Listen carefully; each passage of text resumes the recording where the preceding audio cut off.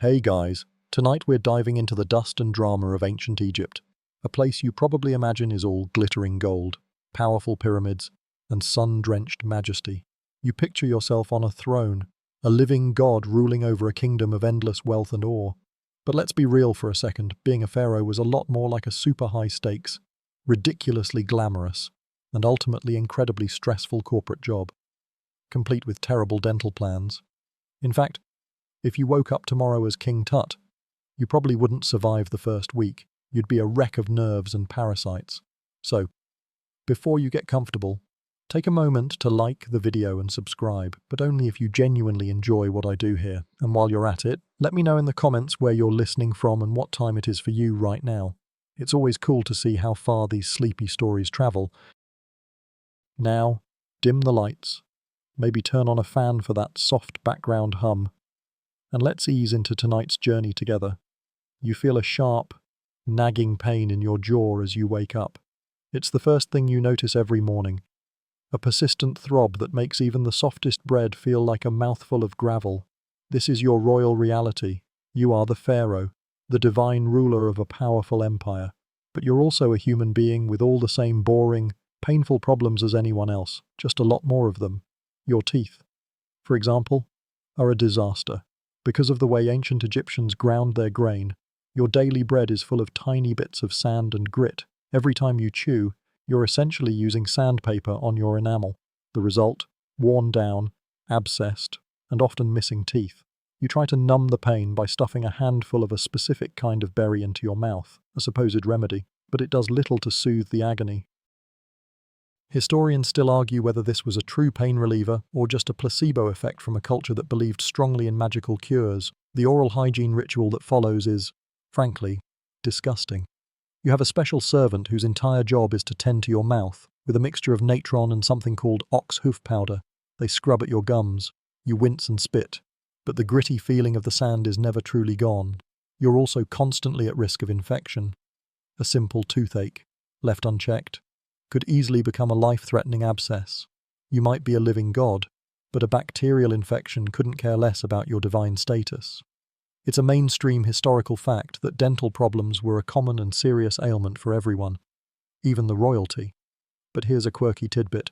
Some pharaohs had holes drilled into their lower jaw to drain an abscess.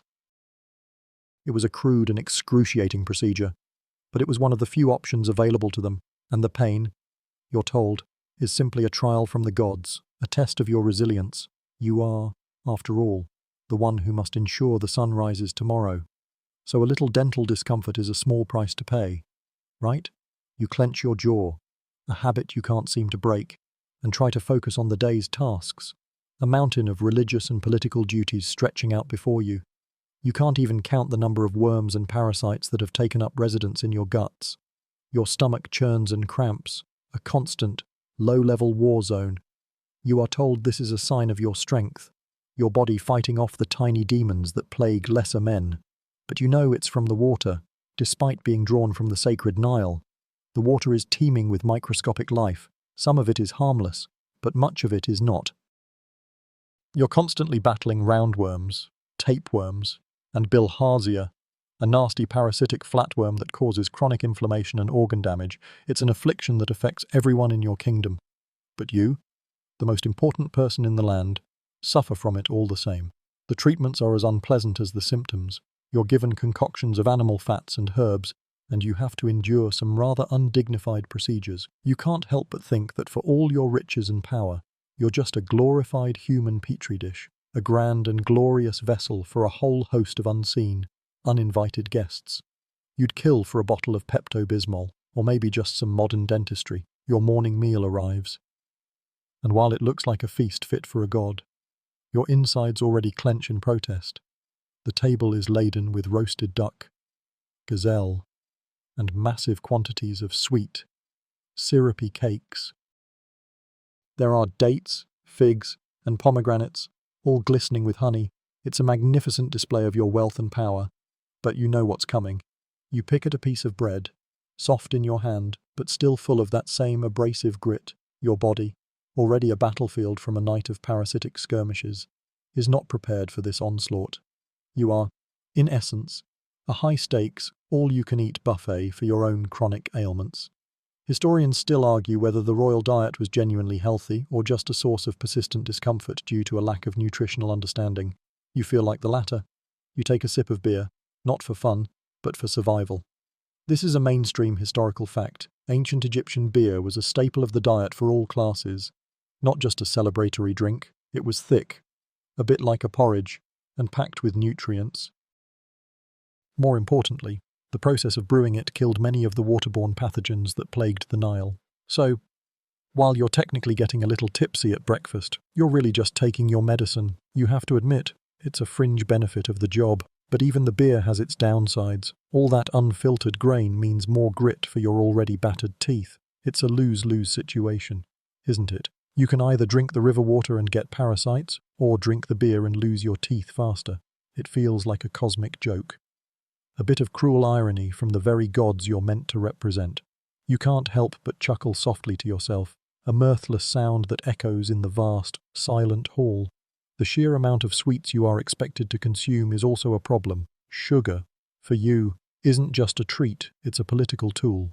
Foreign dignitaries bring honey and fruits as gifts, and to refuse them would be a diplomatic insult. So you eat another fig, your teeth screaming in protest. The cakes, made with dates and honey, are so sweet they make your mouth ache. You are a walking dental emergency. But a quirky tidbit, your ancestors also used a form of toothbrush, a frayed twig, to clean their teeth. It didn't do much, of course.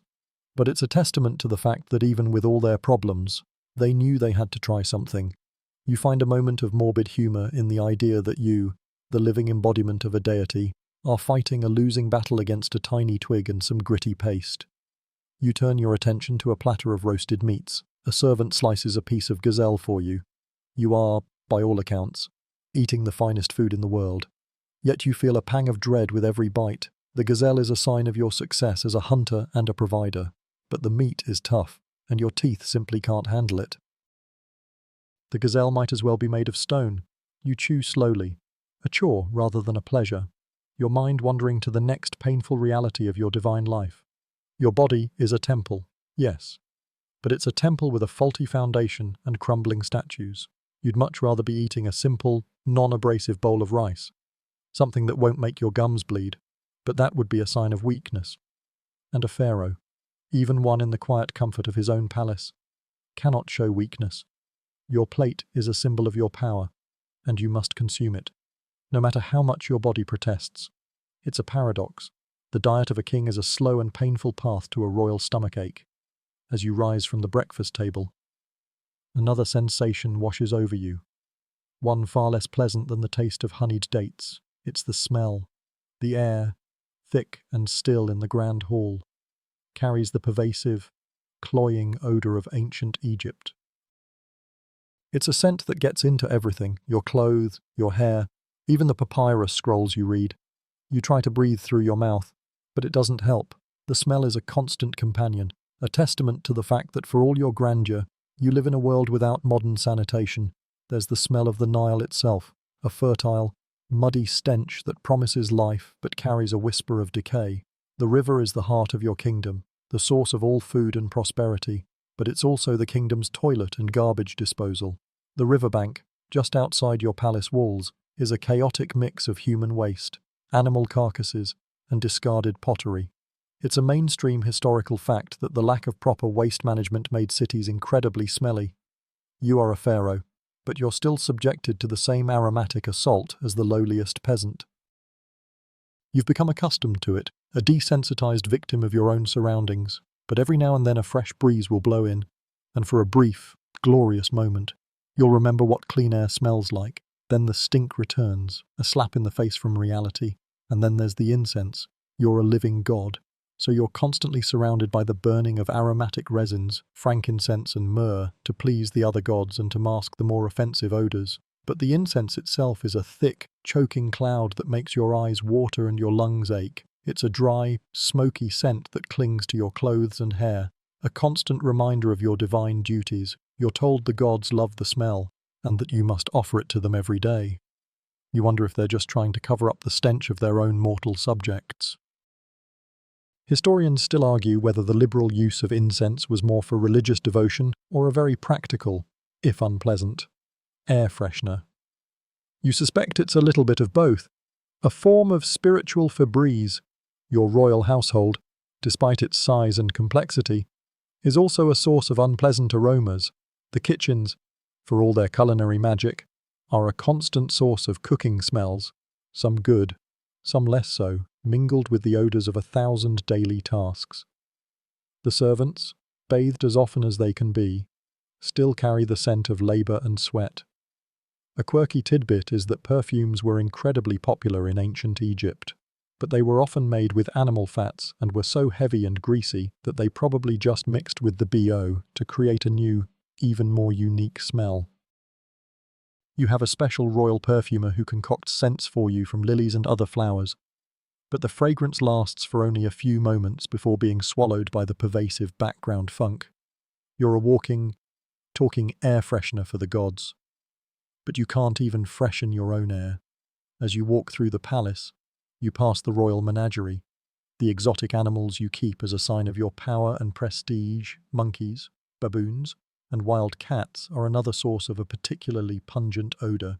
Their enclosures are constantly being cleaned by servants, but the smell of wild animals, of musk and droppings, is a constant presence. You try to admire a lion, a symbol of your strength, but all you can really focus on is the smell. It's the scent of pure, wild animal. And it's a little overpowering. You think about modern zoos, with their efficient cleaning systems and ventilation, and you can't help but feel a little jealous. Your life is filled with so much luxury and so many beautiful things, but you're never truly free from the smell of a dirty litter box, with the persistent smell of the palace still clinging to your senses. Your thoughts inevitably drift to your grandest project, your pyramid. The mere idea of it is meant to inspire awe, a monument to your divine power that will last for eternity. You're told it's a privilege, a sacred duty, but as you look out from your palace, you see the massive, back-breaking effort underway, and you feel nothing but a weary sense of responsibility. You are the sole architect of your own final resting place, and it's turning into a royal pain. The noise is constant, a dull, rhythmic thudding of stone on stone, the shouts of overseers, the creak of wooden levers, and the groan of straining ropes. You can see the dust clouds from miles away, a hazy plume hanging over the Giza plateau. It's a mainstream historical fact that these monuments were not built by slaves in the way we often imagine, but by a massive workforce of skilled and paid labourers. But even so, it's a brutal, difficult job. You see the men, their bodies caked in dust and sweat, trundling impossibly heavy blocks of stone up ramps. You know that these men are, in a way, working for you, building your final home.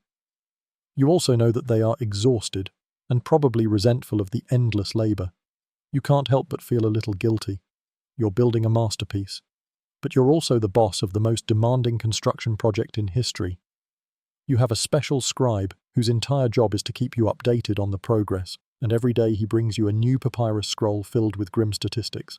This week, a block of granite slipped and crushed 3 men. Last week, a ramp collapsed, injuring a dozen more.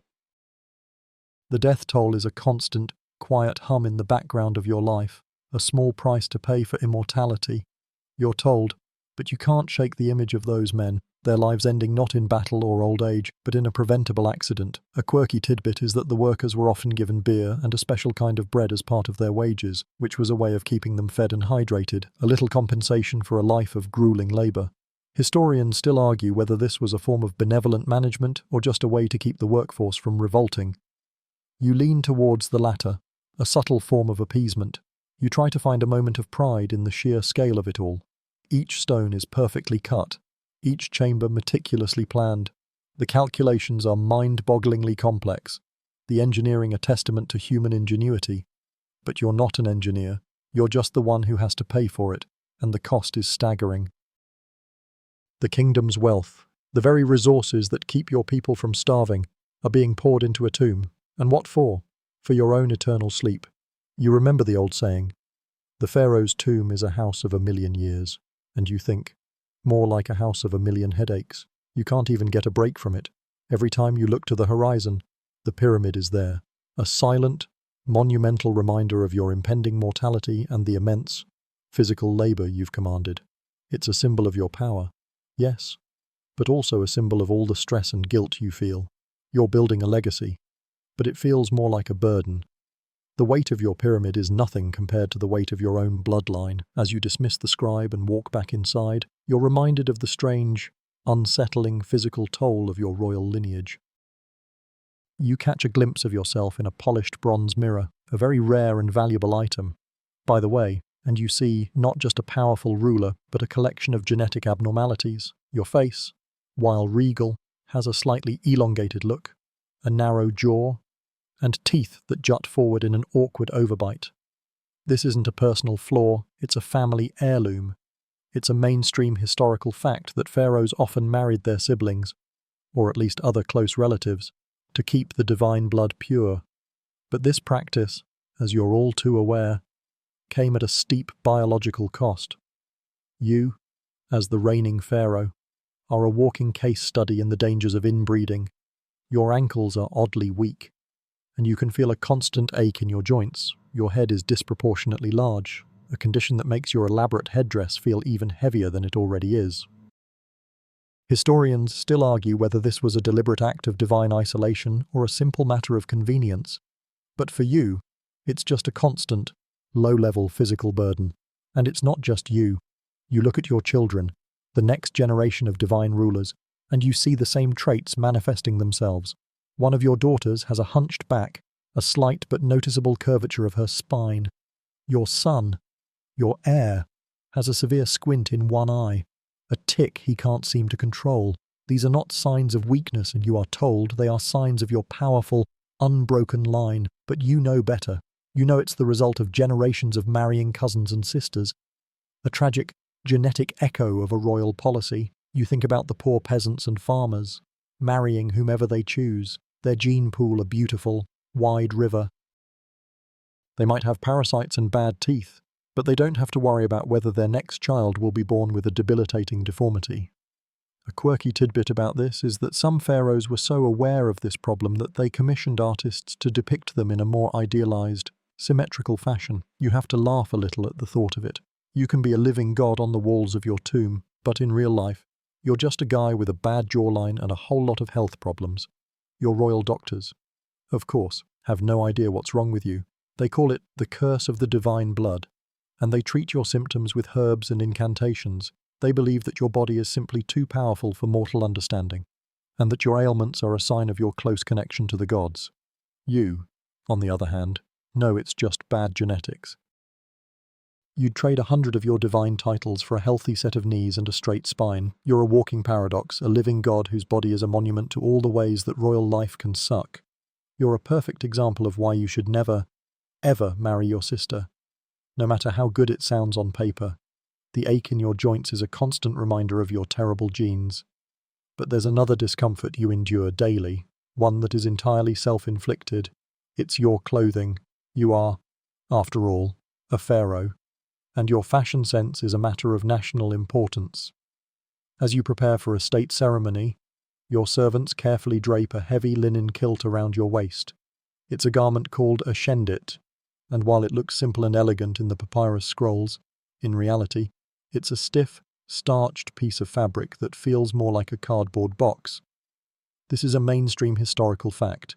Ancient Egyptian clothing was mostly made of linen, and it was a practical choice for the hot climate, but it had its drawbacks. For you, the pharaoh, the linen is of the finest, most meticulously woven thread, but it's still linen. It wrinkles the moment you sit down, and it feels uncomfortably scratchy against your skin. And then there's the weight.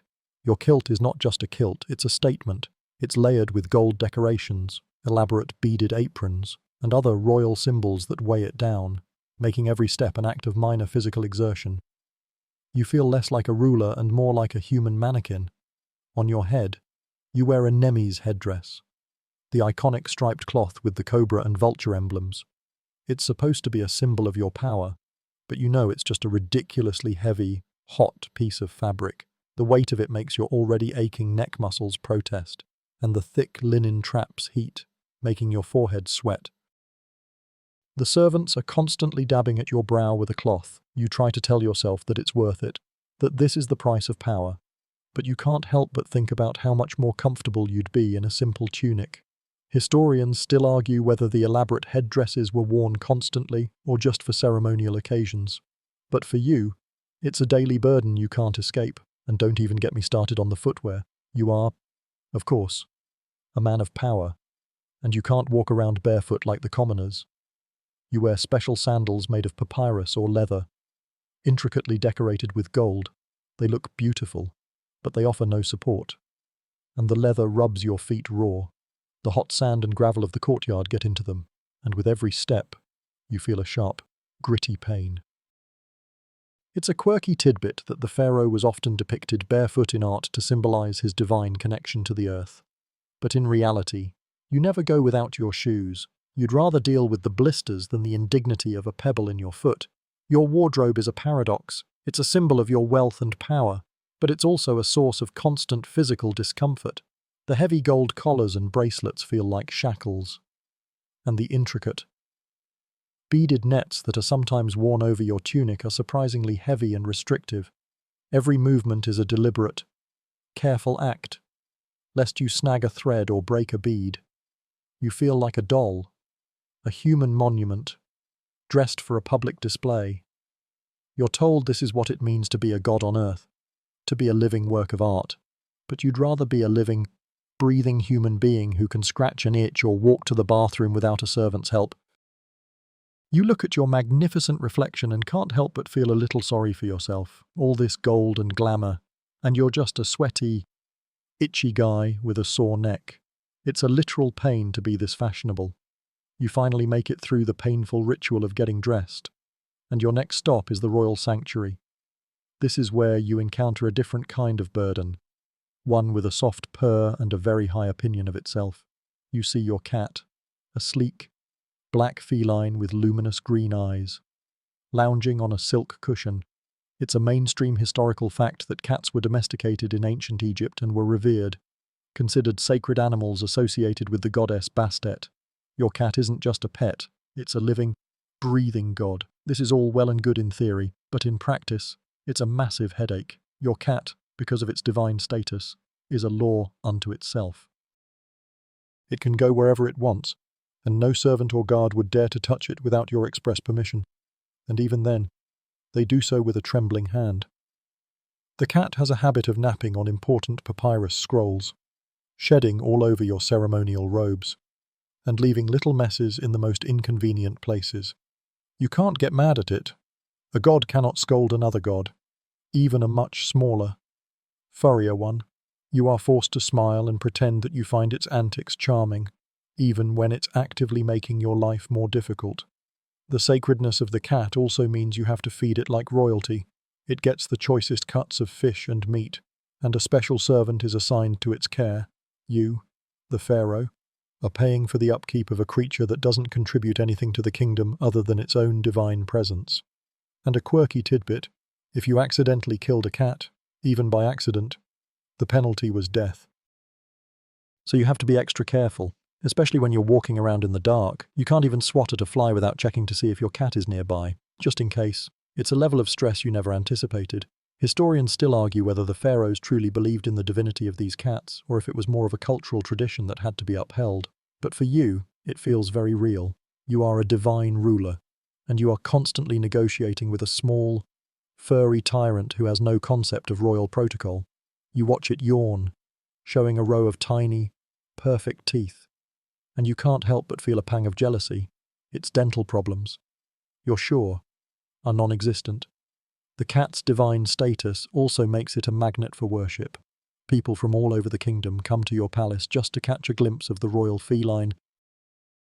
They leave offerings of food and flowers at its doorstep, and the sanctuary is always filled with a low, reverent murmur. You, the real pharaoh, are often an afterthought. They might bow to you, but their eyes are on the cat, a silent, furry embodiment of everything they revere. You're a god, but your cat is a celebrity. And there's a distinct difference. You have to maintain an air of dignified nonchalance. But inside, you feel a little miffed. You're the one with the bad teeth and the heavy headdress, but the cat is the one getting all the attention, leaving your sacred cat to its luxurious nap. You head to the one place that defines your entire existence, the Nile River, from your palace terrace. You gaze upon its placid surface, a mirror reflecting the cloudless sky. It's the source of all life in your kingdom, a mainstream historical fact you've been taught since birth. The annual inundation of the Nile, its flooding, brings fertile silt to the fields, making farming possible in an otherwise arid land. Without it, your entire civilization would simply cease to exist. But as you know, it's not all sunshine and smooth sailing. The Nile is also a terrifying and unsanitary place. You are a pharaoh, but you're also a man who has to deal with the same dangers as everyone else. The river is a highway for barges and a source of drinking water, but it's also a breeding ground for parasites, which you know all too well. It's a literal cesspool, and the source of your chronic gut problems. You're told it's a blessing from the gods, but you can't help but think it's a blessing with a whole lot of fine print. You watch as a group of fishermen haul in their nets, their faces streaked with mud. You know that beneath the surface, lurking in the muddy depths, are crocodiles and hippos. The hippos, in particular, are a real menace. They are incredibly aggressive and can easily overturn a small boat, a fact you've seen firsthand. You've been on ceremonial barges where a hippo, enraged by the noise, has charged the vessel. You're a god, but you're not immune to being eaten. It's a quirky tidbit, but hippos were responsible for more deaths in ancient Egypt than any other animal. You're constantly on edge when you're near the water, a silent, unstated fear that you can't show to your subjects. Your royal barges are a little safer, of course, but the river is a logistical nightmare. Every day, the palace needs a fresh supply of water for washing and cooking, and it all has to be brought in from the river in heavy jars. And even then, it's not truly clean. The servants have to let the sediment settle for hours before they can use it. The sheer effort required just to get a glass of something to drink that won't make you violently ill is exhausting. Historians still argue whether the Egyptians had a true understanding of water purification, or if they just stumbled upon a few methods that worked by chance. You think it's the latter, a lucky guess. You watch as a young boy, a servant, struggles to lift a jar filled with water. The boy is a symbol of the tireless labor that keeps your kingdom afloat, a microcosm of the entire civilization. He is a servant, but he is also a key part of your survival. You're the pharaoh, the one who commands the Nile to be fruitful, but you're just as dependent on its fickle nature as anyone else. You can't order the crocodiles to leave. You can't command the parasites to die. And you can't make the water clean with a wave of your hand. You are a god in name, but you are a mortal in your dependency on this beautiful, terrifying river. It gives you life, but it also has the power to take it away, with the rhythmic sloshing of the Nile still echoing in your ears. Your day takes a turn toward the truly exhausting. You are a living god, and that means you have a packed schedule of divine obligations. From the moment you wake up to the moment you go to sleep, you are constantly engaged in rituals, ceremonies, and prayers. You are the high priest of every temple, the ultimate intercessor between the mortal world and the divine. You'd think being a god would be a relaxing gig, but it's really more of a full-time job with no vacation days. Your first duty is the daily ritual to ensure the sun rises. You are led to a special chamber in the temple where you perform a series of ancient rites. You must chant the proper incantations, make the correct offerings, and move your body in the precise, ceremonial way you've been taught since you were a child. You're told that if you mess up, the sun will not rise, and the world will be plunged into eternal darkness. The pressure is immense. You can't just phone it in. You have to be fully present, fully focused, every single morning. This is a mainstream historical fact. The pharaoh was the central figure in all religious ceremonies, a living bridge to the gods. And it's not just the sun. You have to perform rituals for the flooding of the Nile, for a successful harvest, for a safe journey for the dead, and for 1,000 other things. You are the ultimate spiritual administrator, the keeper of the divine balance. The sheer amount of paperwork, or rather, papyrus work, is staggering. You have scribes whose entire job is to document your every religious act, and they follow you around all day, their reed pens scratching away. You have to sign off on every offering, every decree, every single religious law. It's a bureaucratic nightmare. You find yourself thinking, can't a god just get a minute to himself? But the answer, of course, is no. A quirky tidbit about this is that many pharaohs, to save themselves some time, had carved reliefs made of them performing these rituals. That way, the image of them was perpetually offering thanks to the gods, even when they were doing something less holy, like getting a haircut or yelling at a servant. Historians still argue whether this was a form of genuine piety or just a clever way to cheat on your religious homework. You, however, know it's a little bit of both. You're a very busy god. And sometimes you just need to multitask.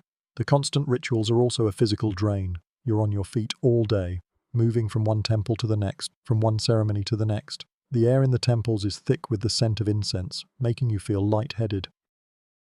The ceremonial robes are heavy and hot, and your headdress feels like a crown of lead. You have to maintain an expression of serene divinity, but inside, you're just tired. You yearn for a moment of quiet, a moment where you're not on display, a moment where you can just be a normal person with a sore back and bad teeth. But your divinity, you're told, is not something you can just switch off. It's a part of you, a constant, exhausting, all-consuming part of your life. Your day of endless rituals and paperwork finally draws to a close, and your thoughts turn to your own mortality, or, rather, your glorious, eternal afterlife. You are the Pharaoh, and your death is not an end but a transition to a new, more divine existence. This is a mainstream historical fact. Ancient Egyptian religion was profoundly focused on the afterlife, and every aspect of your life was geared toward ensuring a successful journey. The problem is, the process of getting there sounds absolutely dreadful. You've had countless meetings with your mortuary priests, and they've laid out the plan for your mummification in excruciating detail. First, your body will be taken to a special workshop, and there, the real fun begins. They will insert a long, hooked tool up your nose and use it to pull out your brain.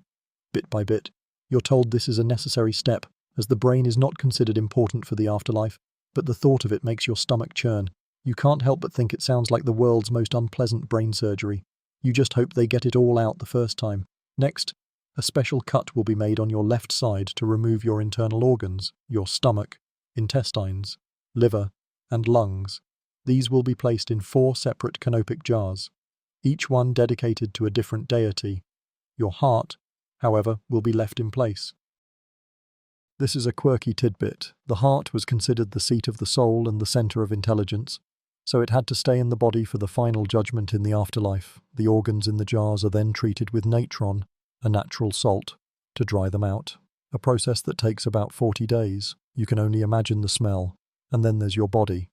For 70 days, it will be packed with natron to dehydrate it completely. You will essentially be a giant beef jerky. The body, now a hollow husk, will be filled with linen, sawdust, or other materials to restore its shape. And then it will be carefully wrapped in hundreds of feet of linen bandages. Every finger and toe will be wrapped separately, a painstaking process that takes weeks. You are told this is a beautiful, sacred ritual, but it sounds more like a very elaborate and very expensive arts and crafts project. Historians still argue whether the pharaohs were truly at peace with this process or if they had the same morbid curiosity and dread that you feel. You, of course, have to pretend to be completely serene about it. You are a god, and you must not fear death. Even when the thought of your own brain being scooped out of your nose makes your skin crawl. You can't help but think that for all your power and privilege, you have no say in what happens to your body after you die. You are a puppet in your own post-mortem puppet show. You hope the gods appreciate your sacrifice, because your body, when it's all said and done, is going to be a mummified mess, a shriveled and dried-out version of your former self. You look at your hands and wonder how they'll look a few months after your death. You shudder a little. Being a king is one thing, being a mummy is a whole other level of commitment. The grim reality of your future mummification is a nagging thought as you begin your royal day. It's a vivid reminder that for all your divine status, you are still a mortal who will one day die. But the living part of your life is just as fraught with peril. You are the sole ruler, the ultimate authority, and the living embodiment of the gods. You can, with a word, command armies, change laws, and decide the fate of your subjects. This is a mainstream historical fact. The concept of a pharaoh as a divine monarch. The problem is, this absolute power makes you the biggest target in the kingdom. You can't trust anyone, not completely. Your vizier, your right-hand man, is indispensable. But he also has access to all your secrets. Your generals are loyal, but their ambition is a constant, simmering threat. Your own family, a collection of relatives you've been forced to marry and live with, are the most dangerous of all. They whisper and plot in the shadows of the palace, and each one of them coveting your power, your position, your very life. You are a god, but you are also a very powerful, very vulnerable man. You never know who is truly loyal to you and who is just waiting for the right moment to stick a dagger in your back, or a powerful poison in your cup. The food you eat is tasted by a servant before you even touch it. A ritual you endure 3 times a day. You have personal guards who follow you everywhere.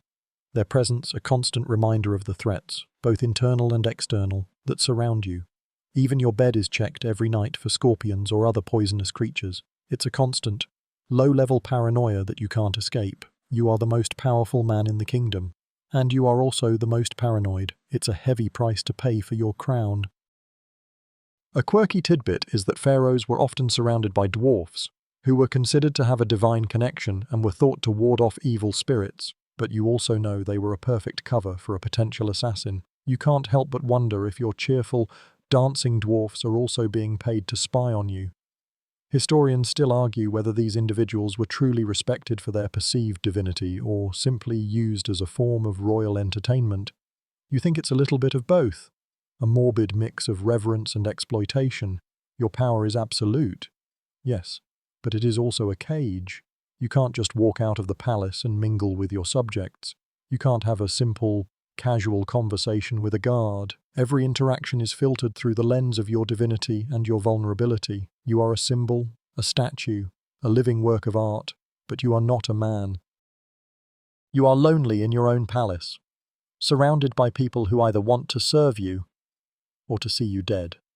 Your divine status is a shield, but it is also a target. And it is a burden you must carry every single day. The weight of the crown isn't just a physical one, it's a mental one, too. A constant hum of anxiety that you can never quite escape. You can feel a headache coming on. And you know it's not from your teeth, it's from the crown. A physical manifestation of all the stress you carry. The stress of being a walking, talking target is a constant low hum beneath the surface of your royal life.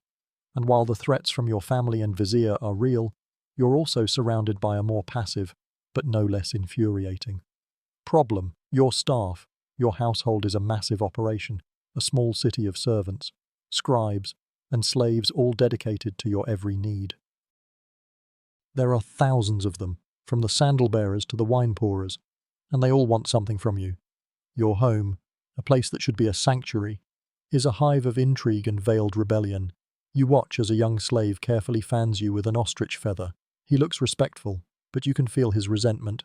He is a mainstream historical fact, a product of your kingdom's reliance on a massive workforce, often acquired from conquered lands. You are a pharaoh, but you're also a slave owner, a fact that makes you feel uneasy. You know that these people, for all their outward deference, would love to see you fall. Their quiet rebellion takes the form of tiny, insidious acts of sabotage. A sandal is placed just so that you might trip. Your linen robe is not starched correctly, a meal is served slightly too cold. You can't prove any of it, but you know it's happening. You have a special department of the palace dedicated to catching these little acts of insubordination, and they are always busy. A scribe is caught stealing a piece of papyrus. A cook is found to have used too much salt in your food. The punishment for these minor offences is often severe, a public whipping. Or even worse, you don't enjoy it, but you know you have to set an example. A quirky tidbit is that the pharaoh's beer maker was a very important person, and he was often given a very high salary, because a bad batch of beer could be a sign of a curse.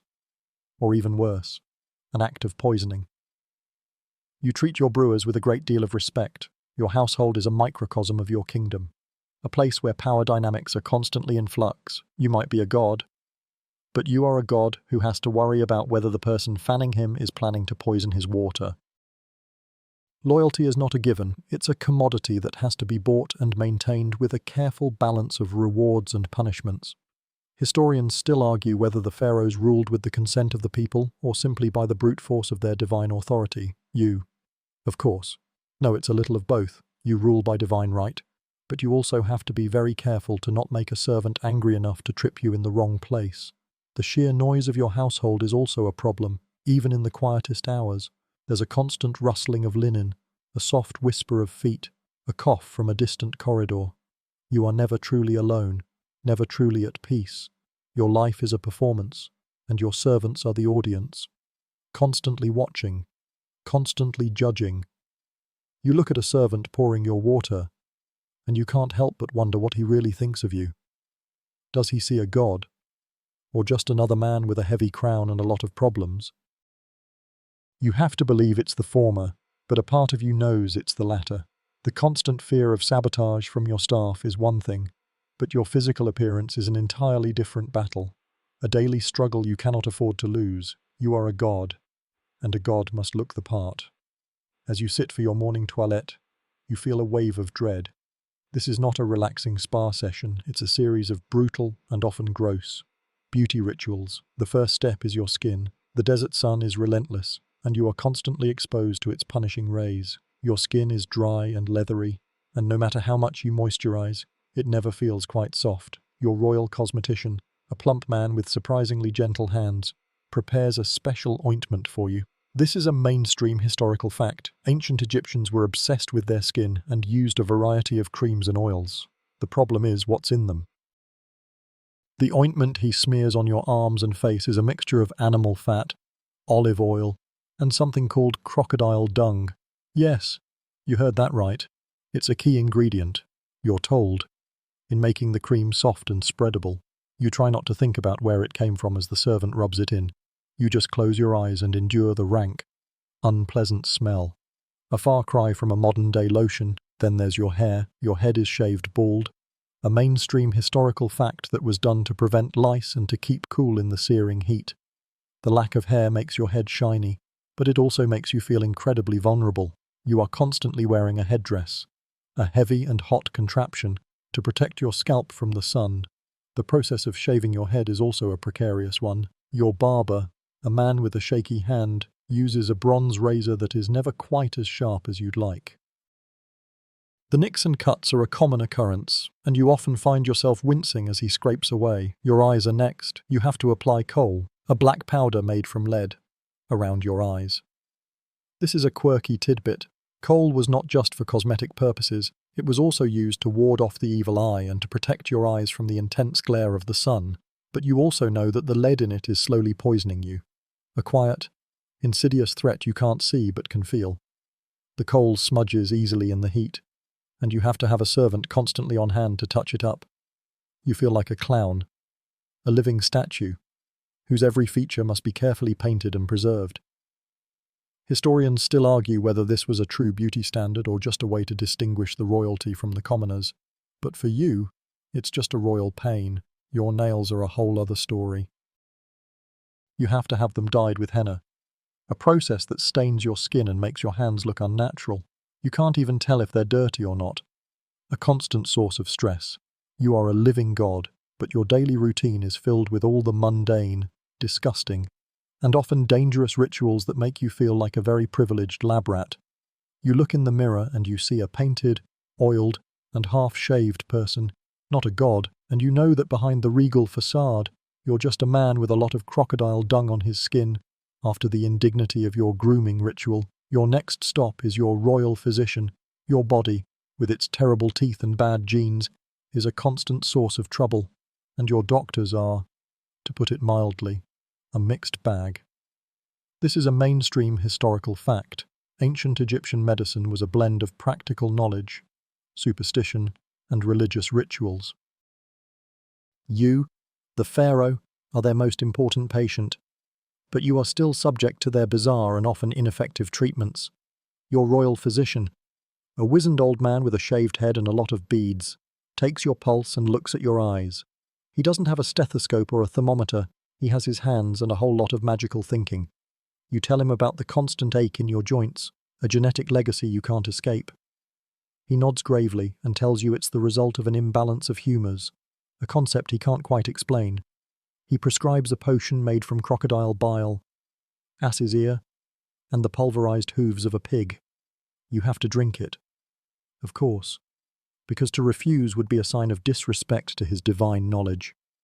You try not to gag as you swallow the foul-tasting concoction, and you hope it doesn't make your stomach problems even worse.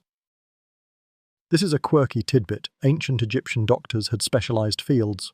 Just like modern doctors, there were dentists, eye doctors, and even proctologists, but their methods were often a bizarre mix of the practical and the ridiculous. A doctor might stitch a wound with great skill, but then he would follow it up with a magical incantation to ward off evil spirits. You, as the patient, have to just go with it. You can't question his methods, because his authority is intertwined with his divine connection. You are a god, but you are a patient, too. And you have to do what your doctor tells you. The doctor looks at your skin, which, thanks to the crocodile dung lotion, is feeling a little itchy. He says it's a sign that your body is fighting off a demonic possession. He suggests a ritual in which you have to wear a necklace made of dog teeth and rub your body with a dead mouse. You politely decline and ask for something else. He shrugs and says, "As you wish, Your Majesty." Historians still argue whether these doctors were truly effective or if their patients just got better on their own. You, however, know it's a little bit of both. Sometimes a treatment works, but you have no idea why. Other times, you just have to wait it out and hope for the best. Your medicine cabinet is a collection of jars and vials filled with strange and often grotesque concoctions. You have ground-up insects for fever, a mixture of herbs and honey for coughs, and a paste made of snake venom and mud for pain. You have to take all of it, of course, because you're the Pharaoh, and you must lead by example. You are a god in a world of medicine that is more magic than science, and you just have to hope that your divine luck holds out. You wonder what a modern doctor would say if he saw your medicine cabinet. He'd probably prescribe a whole lot of modern medicine and a whole lot of therapy.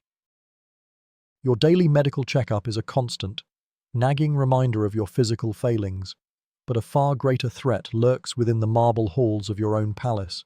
You are the Pharaoh, a god among men, but your own family, a collection of siblings, cousins, and other relatives, are the biggest threat to your life and power. You know, from personal experience and from the long and bloody history of your dynasty, that a dagger in the back often comes from the hand you least suspect. The royal family is a complicated, tense, and often outright hostile unit. You have brothers who covet your crown, sisters who want a better position for their sons, and a mother who is a constant source of political intrigue. You are forced to live with them, to dine with them, and to pretend that you are a happy family. But you know better. You see the veiled glances, the subtle insults, the private meetings behind closed doors. You are a mainstream historical fact. Ancient Egyptian history is littered with stories of assassinations, power struggles, and sibling rivalries. You are constantly being tested. Your younger brother, a brash and ambitious man, will challenge your decisions in front of your council.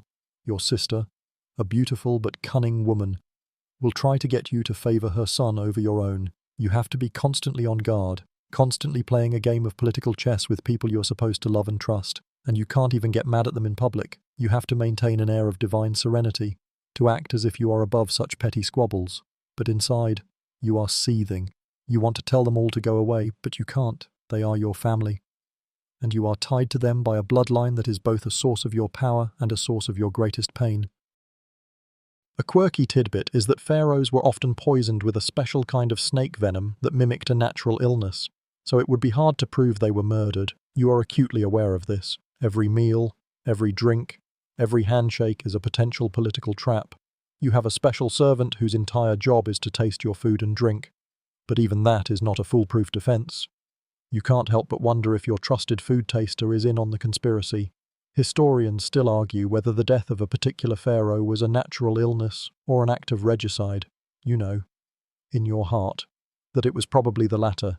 Your personal life is a public performance, and your family is your most difficult audience. You can't show weakness, you can't show fear. You have to be a rock, an unshakable symbol of divine authority. But you are a man too, and you are surrounded by people who would gladly kill you to take your place.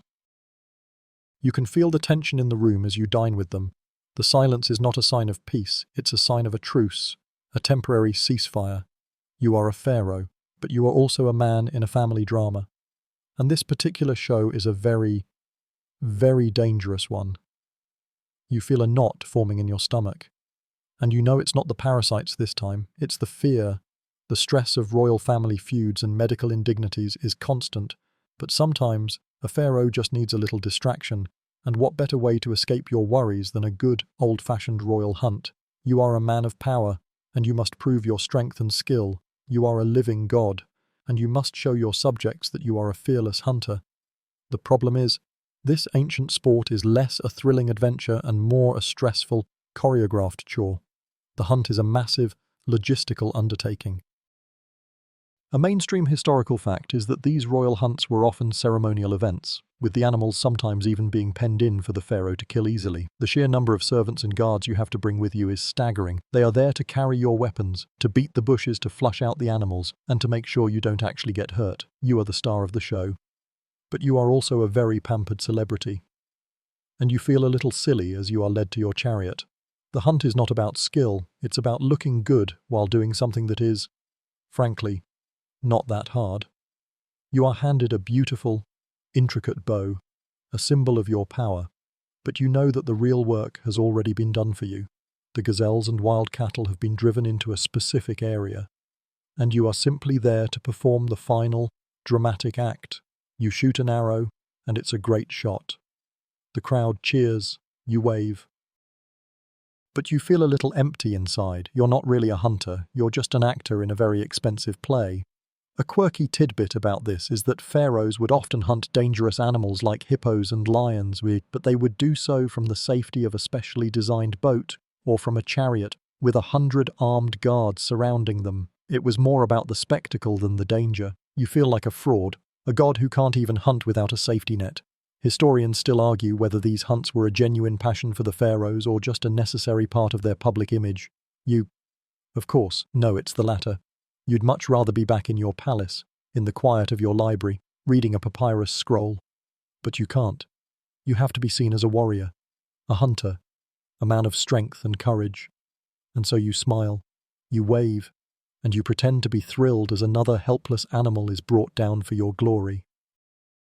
The hunt is not a release from your stress, it's just another source of it. You're a showman, a performer, and the royal hunt is just another stage. And to be honest, you're getting a little tired of the show, with the faux thrill of the hunt behind you. Your thoughts turn to a different kind of royal escape, your pleasure palace. Every pharaoh has one, a lavish retreat away from the dusty, crowded capital, a place where you can relax and unwind. You have one in the Fayum Oasis, a beautiful, sprawling complex of gardens, pools, and open-air courtyards. It's supposed to be a sanctuary, a place of peace, but like everything in your life, it's just another source of stress. First, there's the journey itself. The trip to the oasis is a massive undertaking, a mainstream historical fact that required a whole procession of servants, guards, and supplies. You travel on a specially built barge, a floating palace, down the Nile. The journey is slow and tedious, and you are always on display. The people on the riverbank stop what they're doing and bow as you pass. You wave and smile, but you can feel their eyes on you. A constant, low-level pressure. You can't just relax and read a scroll. You have to be the pharaoh, even on vacation. And when you finally arrive, the problems don't stop. Your pleasure palace is a logistical nightmare. The gardens, while beautiful, are a constant source of insects. The pools, while cool and inviting, are a breeding ground for mosquitoes. You are constantly swatting at flies and trying to ignore the buzzing in your ears. You have servants whose sole job is to keep the pests at bay. But it's a losing battle. You can't just spray for bugs. You have to rely on incense and other natural remedies that are not very effective. Your palace is also a haven for your extended family and your court. It's supposed to be a private retreat, but it's always full of people who want something from you. They want a new appointment, a new law, a new plot of land. You are never truly off duty. You're constantly being pulled into meetings, and you can't say no. To refuse a conversation would be an insult. You're a god. But you're also a very popular social event, and you can't just hide in your room. A quirky tidbit is that some of these pleasure palaces had artificial lakes built for the pharaohs to sail on. These lakes were a massive, expensive project that required thousands of workers to maintain. You have one of these, and while it looks beautiful, it's also a constant source of anxiety. What if a servant falls in? What if the water gets contaminated? What if the dam breaks? You are so worried about all the things that could go wrong that you can't even enjoy the view. Historians still argue whether these palaces were a source of genuine relaxation or just another way for the pharaoh to project his power and wealth. You, of course, know it's the latter. You'd much rather be sitting in a quiet, simple room with a book, but you can't. Your pleasure palace is just another job, another chore, another way to show your people that you are a living god, and you are exhausted. You return from your pleasure palace, feeling less refreshed than when you left. The next major event on your calendar is a matter of state and, more personally, a matter of great dread, your royal marriage. You are the pharaoh, and your spouse is not just a partner, she is a political tool, a mainstream historical fact that governed every royal union. Your marriage is not a love story, it is a diplomatic contract, and you are just a signatory. Your royal spouse is often your sister, a practice you've already had to endure. But even if she's not, she's a carefully chosen woman from a powerful, noble family or from a foreign land, a move designed to secure alliances and ensure the stability of the kingdom. You're expected to treat her with respect and to produce an heir, but you are not expected to love her. Your relationship is a cold, transactional affair, a performance you have to give every day for the benefit of your court. You are a god, but you are also a pawn in a larger game of power. The ceremony itself is a long and tedious affair, a public display of your union. You are dressed in your finest robes, and you stand next to your bride, a beautiful but stone-faced woman who you barely know. The priests chant, the people cheer, and you can feel the weight of your duty settling on your shoulders. This is not a celebration of love, it's a celebration of a political alliance, a public decree that you have done your job. A quirky tidbit is that pharaohs often had multiple wives, but only one great royal wife, the one who held the most power and was considered the mother of the future king. But even with all these wives, your relationships are never truly your own. Every interaction is scrutinized. Every word you say is analyzed for its political implications. You can't even have a private conversation with your wife without a dozen servants and guards listening in. Historians still argue whether these royal marriages were ever truly happy. You, from your unique perspective, can say with certainty that they were not.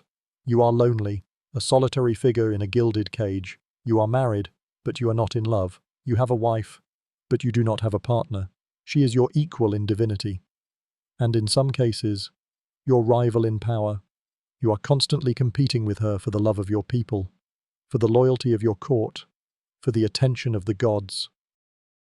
Your marriage is a source of constant tension, a low-level power struggle that you can't escape. You look at her face, beautiful but hard, and you know that she is just as trapped as you are. She is a pawn, too, a piece on the chessboard of the kingdom, and you can't help but feel a little sorry for her, and for yourself. The weight of your arranged marriage is a constant companion, but there's a more esoteric burden you carry, your secret name.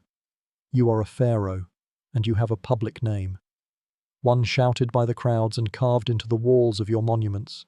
But you also have a secret name, known only to a handful of trusted priests and scribes.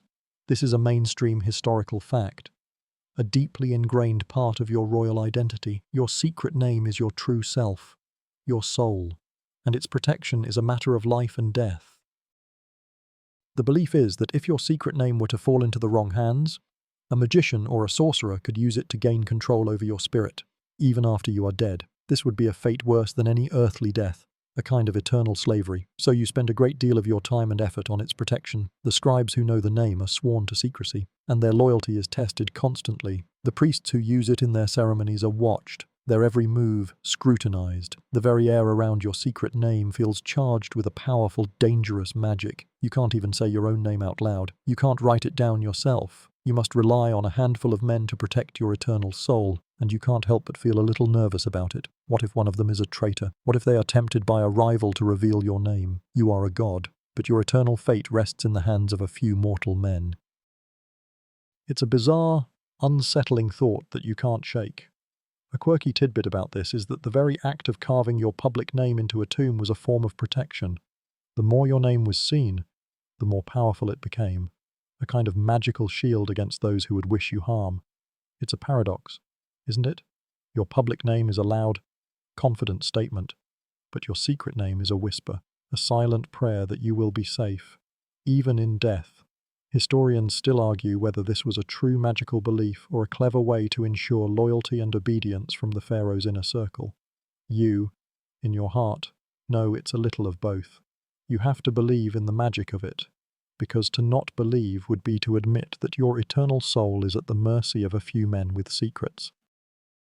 You live a life of public grandeur and private paranoia, and your name, the very essence of who you are, is both a source of your power and a target for your enemies. You feel like you're constantly looking over your shoulder, even in the quiet of your own chambers.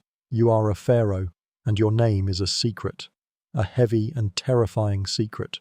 The fear of a stolen name and the paranoia of family feuds are enough to make you tired. But your royal duties are a constant, unending source of stress. You are the pharaoh, and you are also the chief executive officer of a massive, ancient empire. Your days are filled with meetings, decrees, and, worst of all, taxes. You are constantly dealing with the financial burdens of your kingdom and the very real possibility of a popular uprising. It is a mainstream historical fact that the ancient Egyptian economy was based on agriculture, and the annual flood of the Nile was the lifeblood of the entire system. But the flood is not always perfect. Sometimes it is too high, and it destroys the villages on the banks. Other times it is too low, and the crops fail. And no matter what, you, the pharaoh, are ultimately responsible for it. You are the one who has to deal with the fallout. Your scribes bring you papyrus scrolls filled with grim reports, a poor harvest in the south, a rebellious tribe in the north refusing to pay their grain tax. You have to make a decision. Do you send in the army? Do you lower the taxes? Every decision you make has a ripple effect, and you can't please everyone. The people, your subjects, are a fickle bunch. They revere you as a god, but they also blame you for everything that goes wrong. If the Nile doesn't flood, it's your fault. If there's a famine, it's because you have angered the gods. You are a living symbol of their prosperity. And if they feel you are failing them, they will let you know. The whispers of rebellion are a constant low hum in the kingdom, a subtle threat that you can never truly ignore. You have to be seen as both a benevolent ruler and a strong one, and that's a very difficult balance to maintain. A quirky tidbit is that taxes were often paid in grain, cattle, or other goods, not in currency. This meant that your granaries were always overflowing, and you had to have a massive bureaucracy just to keep track of all the incoming goods. The sheer volume of it is staggering. You have to sign off on every inventory, every delivery, every single tax collection. It's a bureaucratic nightmare, and you are the one who has to manage it all. You are a god, but you are also the chief accountant of the entire kingdom, and you are exhausted. Historians still argue whether the pharaohs truly had the people's best interests at heart, or if they were just trying to maintain their own power. You, of course, know it's a little of both. You genuinely want your people to be prosperous, because their prosperity is a reflection of your own divinity. But you also know that if they get too powerful, they will start to question your authority. It's a fine line you walk every day. You are a divine ruler, a god on earth, but you are also a very powerful, very stressed out CEO. You can't just wave your hand and make the problems go away. You have to deal with them, one tax scroll at a time. The weight of your kingdom is a burden you can never truly escape. The endless procession of tax scrolls and the weight of your kingdom's economy are a constant drain on your energy, so when you get a chance to relax, you turn to your favorite sport, the chariot race. You are the pharaoh, and you must show your strength and skill, not just on the battlefield but in a competitive setting. The problem is, this sport is far less elegant and a lot more dangerous than it looks. It's more of a high-speed, bone-jarring bumper car ride. You are at the Royal Hippodrome, a massive, sandy track outside the city, The crowd is on its feet, a sea of cheering, sweating people, all of them looking at you. You are on your chariot, a light, wooden cart pulled by two powerful, stamping horses. Your driver is a highly skilled professional, but you are the one who has to hold on for dear life. You are a mainstream historical fact. Pharaohs were often depicted in art driving their own chariots, a symbol of their martial prowess. But in reality, it's a terrifying experience. The chariot is incredibly unstable. It bounces and sways with every step of the horses, and you are constantly at risk of being thrown off. The sand and dust kicked up by the other chariots is blinding, and you feel like you are in a hurricane. You can't see the other racers, but you can hear them, the shouts, the cracking of whips, the creak of the wood as they turn the tight corners. You are a god, but you are also a human being, and you can feel your heart pounding in your chest. The roar of the crowd is a constant hum in your ears, but you are so focused on not falling that you can't even hear it. A quirky tidbit is that the chariots were often decorated with gold and other precious stones, which made them incredibly heavy and difficult to maneuver. You can feel the weight of the gold as you turn, and you can't help but think about how much easier this would be if your chariot was just a little less glamorous. Your life is a constant battle between luxury and practicality, and luxury always seems to win. Historians still argue whether the pharaohs actually competed in these races or if they just performed for the crowd. You, in your heart, know it's the latter. You're not really a racer, you're just a performer, an actor in a very dangerous play. And then there's the danger. A chariot race is not a friendly competition, it's a brutal, all-out war. The other racers are professionals, and they are not afraid to clip your wheels or force you into a wall. You are a pharaoh, but you are also a very vulnerable man, and you know that a simple fall could mean the end of your life. A crushed body, a broken neck, it's not a very dignified way for a god to go. You grip the railing of the chariot and you hold on for dear life. You are not a racer, you are a passenger on a runaway train, and you can't wait for this to be over. You finish the race, you wave to the crowd, and you feel a wave of relief so intense it makes your knees weak. You survived, but you're not sure you want to do it again. The thrill of surviving the chariot race is quickly replaced by the mundane realities of your royal day. But your mind drifts back to an earlier time, a period of your life you'd just as soon forget, your childhood as a child pharaoh. You are the pharaoh, and you were born into this role. But being a child king is not a fairy tale. It's a brutal, difficult, and often terrifying experience. You are an adult now, but you still carry the scars of your early years. You remember the day your father died. You were just a boy, and one minute you were playing with your wooden horses, and the next you were being dressed in the heavy robes of a king, the weight of the headdress, the stiffness of the linen kilt.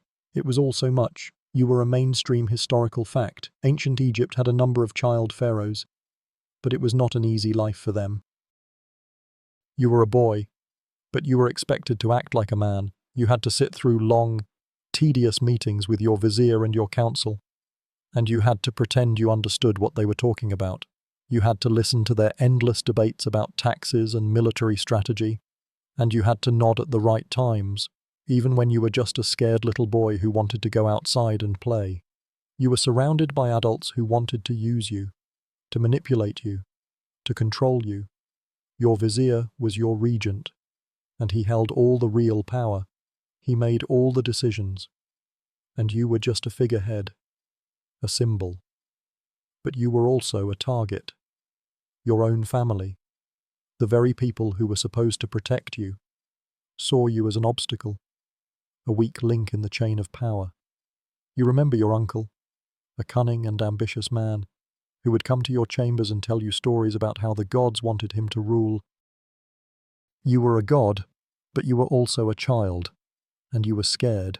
A quirky tidbit is that child pharaohs had special tutors who taught them not just how to read and write, but also how to act like a god. You were taught how to walk with a straight back, how to speak with a low, commanding voice, and how to maintain a serene expression, even when you were terrified. You were a living lesson in acting, a child actor in the grandest play in the world. Historians still argue whether these child pharaohs were truly in power or if they were just puppets. You, of course, know it's the latter. You were a child with all the responsibility of a king but none of the power. You were a lonely little boy, a solitary figure in a massive palace. You had no friends, only servants and guards who were too afraid to talk to you. You missed your simple life, your games, your carefree days, but they were gone. You were a king now, and your childhood was a memory, a ghost that you couldn't shake. You look at your hands and you still remember the feeling of the heavy, ceremonial jewelry on your small wrists. You were a child, but you had to carry the weight of an empire on your shoulders, and it almost broke you. You are a man now, and you are the Pharaoh, but you still remember what it was like to be a scared little boy in a very big, very dangerous world. The memory of your childhood is a ghost that you can't shake, a quiet hum beneath the surface of your royal life. As the day draws to a close, you finally retreat to your royal bedchamber, a place that should be a sanctuary of peace and rest, but like everything else in your gilded life, it's just another source of discomfort and a battle against nature. Your royal bed is a magnificent piece of furniture, a mainstream historical fact that showcases your immense wealth. It is a large, ornate wooden frame, intricately carved with the images of gods and goddesses. It is covered in the finest linen sheets, a soft, smooth fabric that feels like a whisper against your skin. You are a god, and you have a bed fit for one. The problem is, it's not comfortable. The bed frame has no springs, no mattress, just a wooden board that is so hard it makes your back ache. You try to fluff up the linen, but it's no use. You are a king on a bed of rock, and you can't seem to get comfortable. You shift from side to side, a futile effort to find a soft spot. And then there are the pests. The heat of the night brings out all the creatures of the desert, and your bedchamber is no exception. You are constantly battling mosquitoes, their high-pitched whine a constant irritation. You have servants whose sole job is to fan you while you sleep, a futile effort to keep the bugs at bay.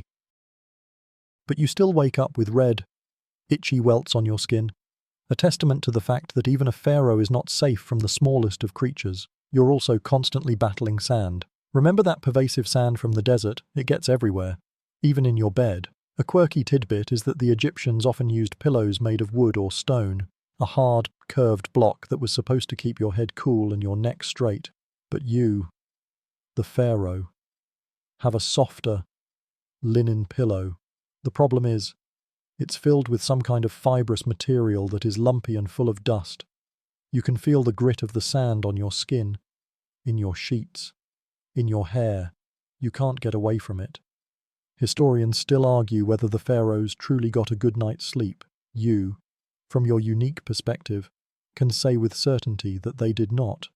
You are constantly woken up by the heat, the bugs, the hard bed, and the noise of the palace. You are a god, but you are a tired one, and you can't even get a decent night's sleep. You yearn for a modern-day mattress, a soft pillow, a little air conditioning, but you are a pharaoh, and you must endure. You close your eyes and you try to imagine a world where you can just rest, but the reality of your uncomfortable bed and the constant hum of the mosquitoes makes it impossible. You toss and turn, unable to find peace in your uncomfortable bed. The very thought of it reminds you of your constant, low-grade enemy, sand. It gets everywhere. It's a mainstream historical fact that the desert landscape of Egypt meant sand was a constant, inescapable presence in daily life. For you, the pharaoh, it's a silent, gritty assault on your every waking moment. You step outside in the morning, and the sand is already there. A fine, golden dust that coats your sandals.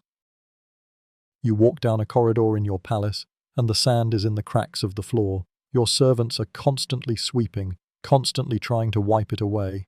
But it's a futile effort. It is an impossible enemy, a persistent reminder that no matter how magnificent your palace, you are still at the mercy of the desert. You can feel the grit on your teeth, in your hair, even in your ceremonial robes. It's an insidious force that gets into everything.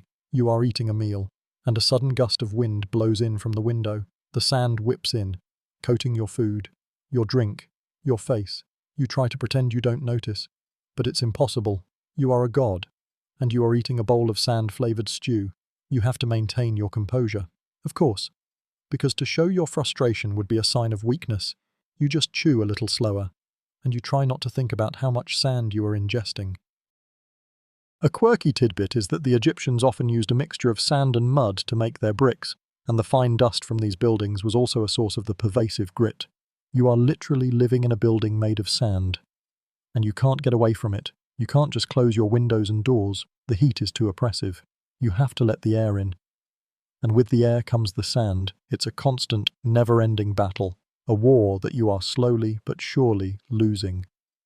Historians still argue whether the Egyptians saw the sand as a beautiful part of their landscape or as a daily nuisance. You, from your unique perspective, can say with certainty that it's a little of both. The sand is a part of the desert, and the desert is a part of who you are, but it's also a constant source of stress, a reminder that your life, no matter how grand, is still at the mercy of nature. You feel a small, tiny grain of sand on your tongue, and you can't help but feel a wave of frustration. You can command armies. You can build a pyramid, but you can't even get a clean meal. The sand is the ultimate equalizer, the silent, omnipresent reminder that you are not, in fact, a god. You are just a man, fighting a losing battle against a desert. The constant, gritty annoyance of sand is a small part of a larger problem, your royal menagerie. As you walk through the palace courtyard, you pass by the enclosures of your exotic animals. You keep these creatures as a sign of your power and prestige, a mainstream historical fact that showcases your ability to command not just your people, but the very wild itself. But your collection of lions, monkeys, and other wild animals is less a symbol of majesty and more a source of chaos and constant worry. First, there's the danger. The lions are a constant, simmering threat. They are powerful, wild animals, and you can't fully trust them. The enclosures, while sturdy, are not foolproof, and you are constantly worried about a lion getting loose and running amok in the palace. The guards who tend to them are always on edge, and their fear is a quiet hum in the air. You have to maintain an air of calm, but inside, you are a little nervous. You are a god, but you are not immune to being eaten. And then there's the mess. Your pet monkeys are a particular menace. They are mischievous, loud, and they leave a trail of droppings wherever they go. They steal food from the kitchens, and they pull the hair of unsuspecting servants.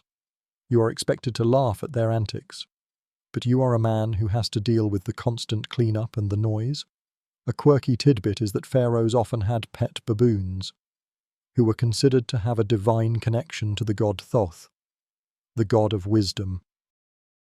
But you can tell they are not that wise. They are just loud, messy animals that make your life more difficult. The logistics of your menagerie are also a nightmare. The animals have to be fed, watered, and cared for, and this requires a massive staff and a whole lot of resources. The food for the lions has to be hunted, and the fruits for the monkeys have to be specially grown. The cost of maintaining your menagerie is staggering, and you can't help but think about how that money could be used to build a new temple or a new road. But you can't get rid of them. They are a part of your divine image, a symbol of your power. Historians still argue whether the pharaohs truly loved these animals or if they just kept them for show. You, from your unique perspective, can say it's the latter. You'd much rather have a simple, quiet pet, like a dog, but you are a god, and you must have a menagerie.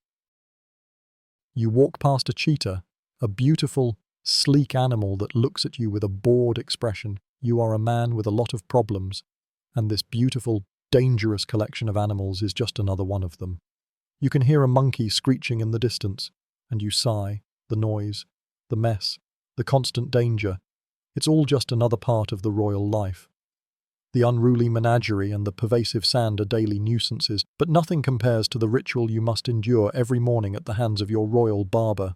You are a pharaoh, and a clean-shaven head and face are a matter of religious purity and personal hygiene. This is a mainstream historical fact. Ancient Egyptians shaved their heads and bodies to prevent lice and to keep cool, but the process of this grooming is a daily terror.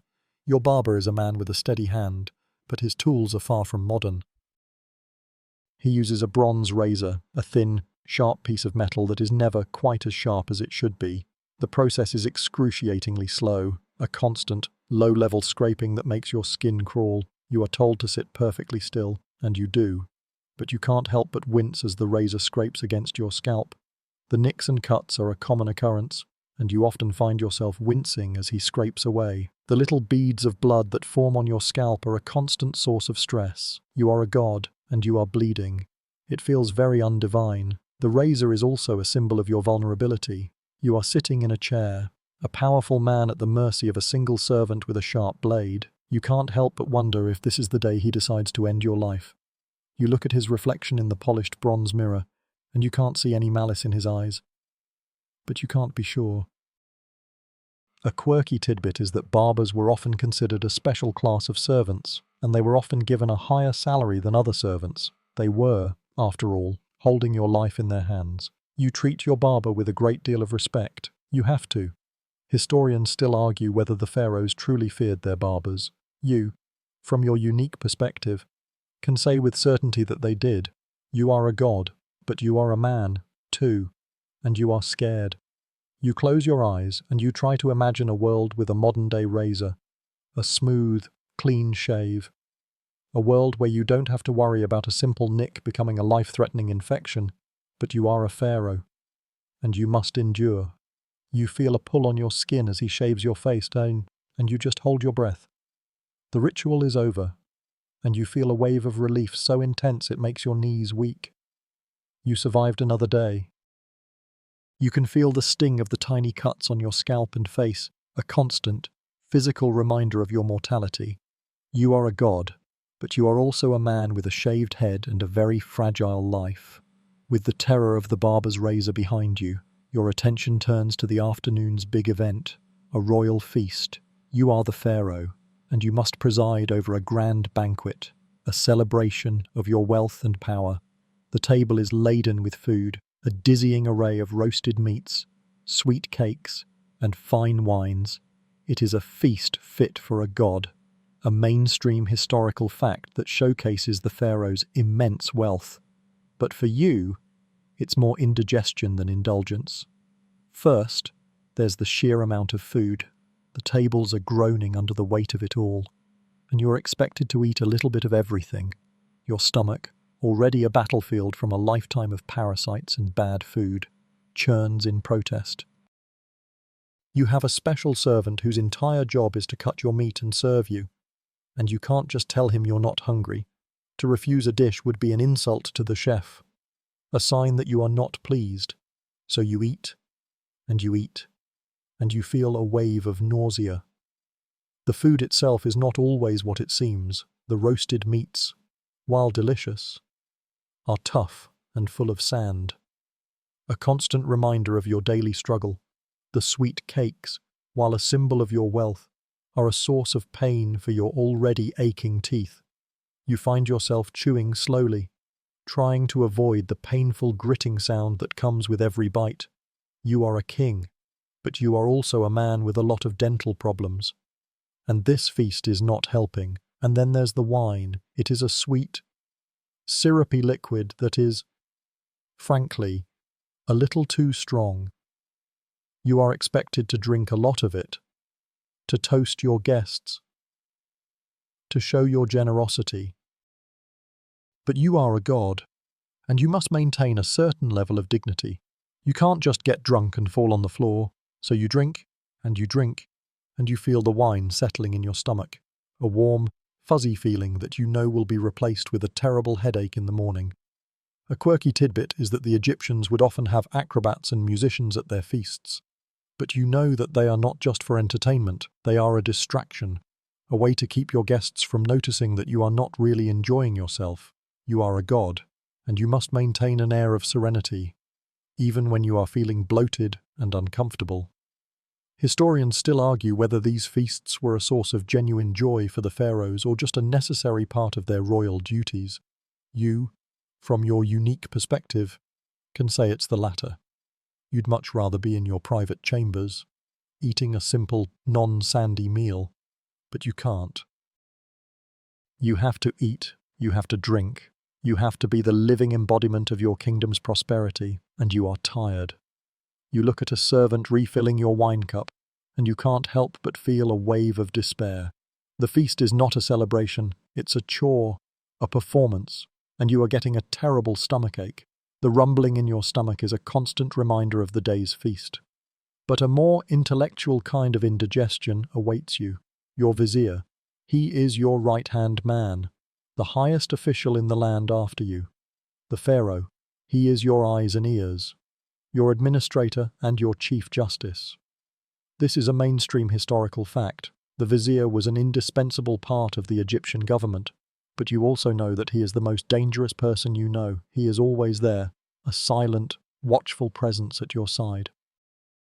He is the one who handles the day-to-day affairs of the kingdom, the one who reports on the harvest, the one who settles the legal disputes. You rely on him for everything, and he knows it. He knows all your secrets, all your weaknesses, all your fears. He knows about your bad teeth, your achy joints, your family squabbles. He is a living, breathing encyclopedia of your life, and that makes him a terrifying opponent. You can't fire him because he knows too much. You can't kill him because he is too popular with the people. You are a god, but you are a god who is at the mercy of a very powerful mortal man. The vizier is a master of subtlety. He will suggest a new law that seems innocuous but is actually designed to increase his own power. He will praise a general who is secretly loyal to him, not to you. He will offer you advice that seems wise but is actually a way to lead you down a dangerous path. You are constantly on guard, constantly trying to read between the lines, constantly trying to figure out what he really wants. You feel like you're in a game of chess, and he is always 2 moves ahead of you. A quirky tidbit is that the vizier had a special scepter that was used to signify his authority, and it was often inscribed with a list of his duties, a kind of ancient job description. But you know that his real duties are not on that list. His real job is to be your unofficial royal therapist and problem solver, to whisper solutions to your problems in your ear. He is a constant, low-level source of anxiety, and you can't get away from him. Historians still argue whether the viziers were truly loyal to the pharaohs or if they were just looking out for their own self-interest. You, of course, know it's the latter. He is a man who wants power, and he is willing to do whatever it takes to get it.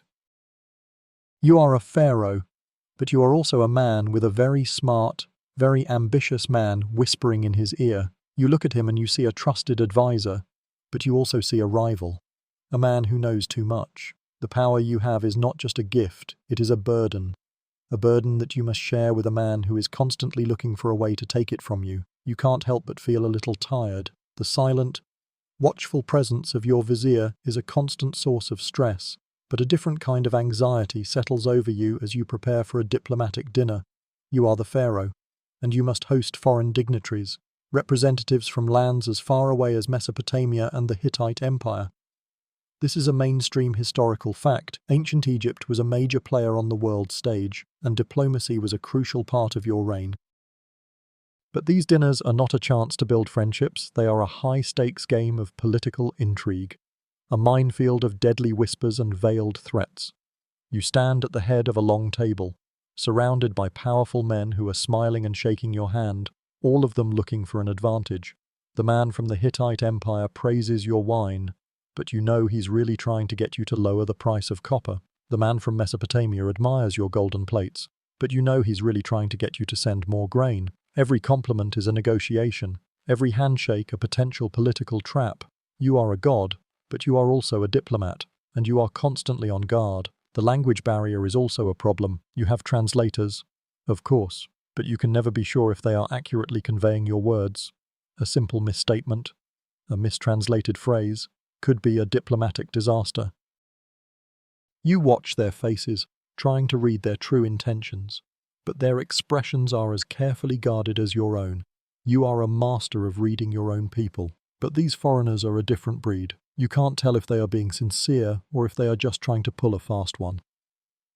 A quirky tidbit about this is that foreign dignitaries often brought exotic animals as gifts, a tradition that was meant to be a sign of respect but was often a way to show off their own wealth and power. You look at a leopard, a gift from a Nubian king, and you can't help but feel a little annoyed. You have a menagerie already, and you don't need another animal that is going to cause trouble. But you have to smile and thank him for his generosity. Historians still argue whether these diplomatic dinners were a source of genuine peace or just a way for the great powers to subtly threaten each other.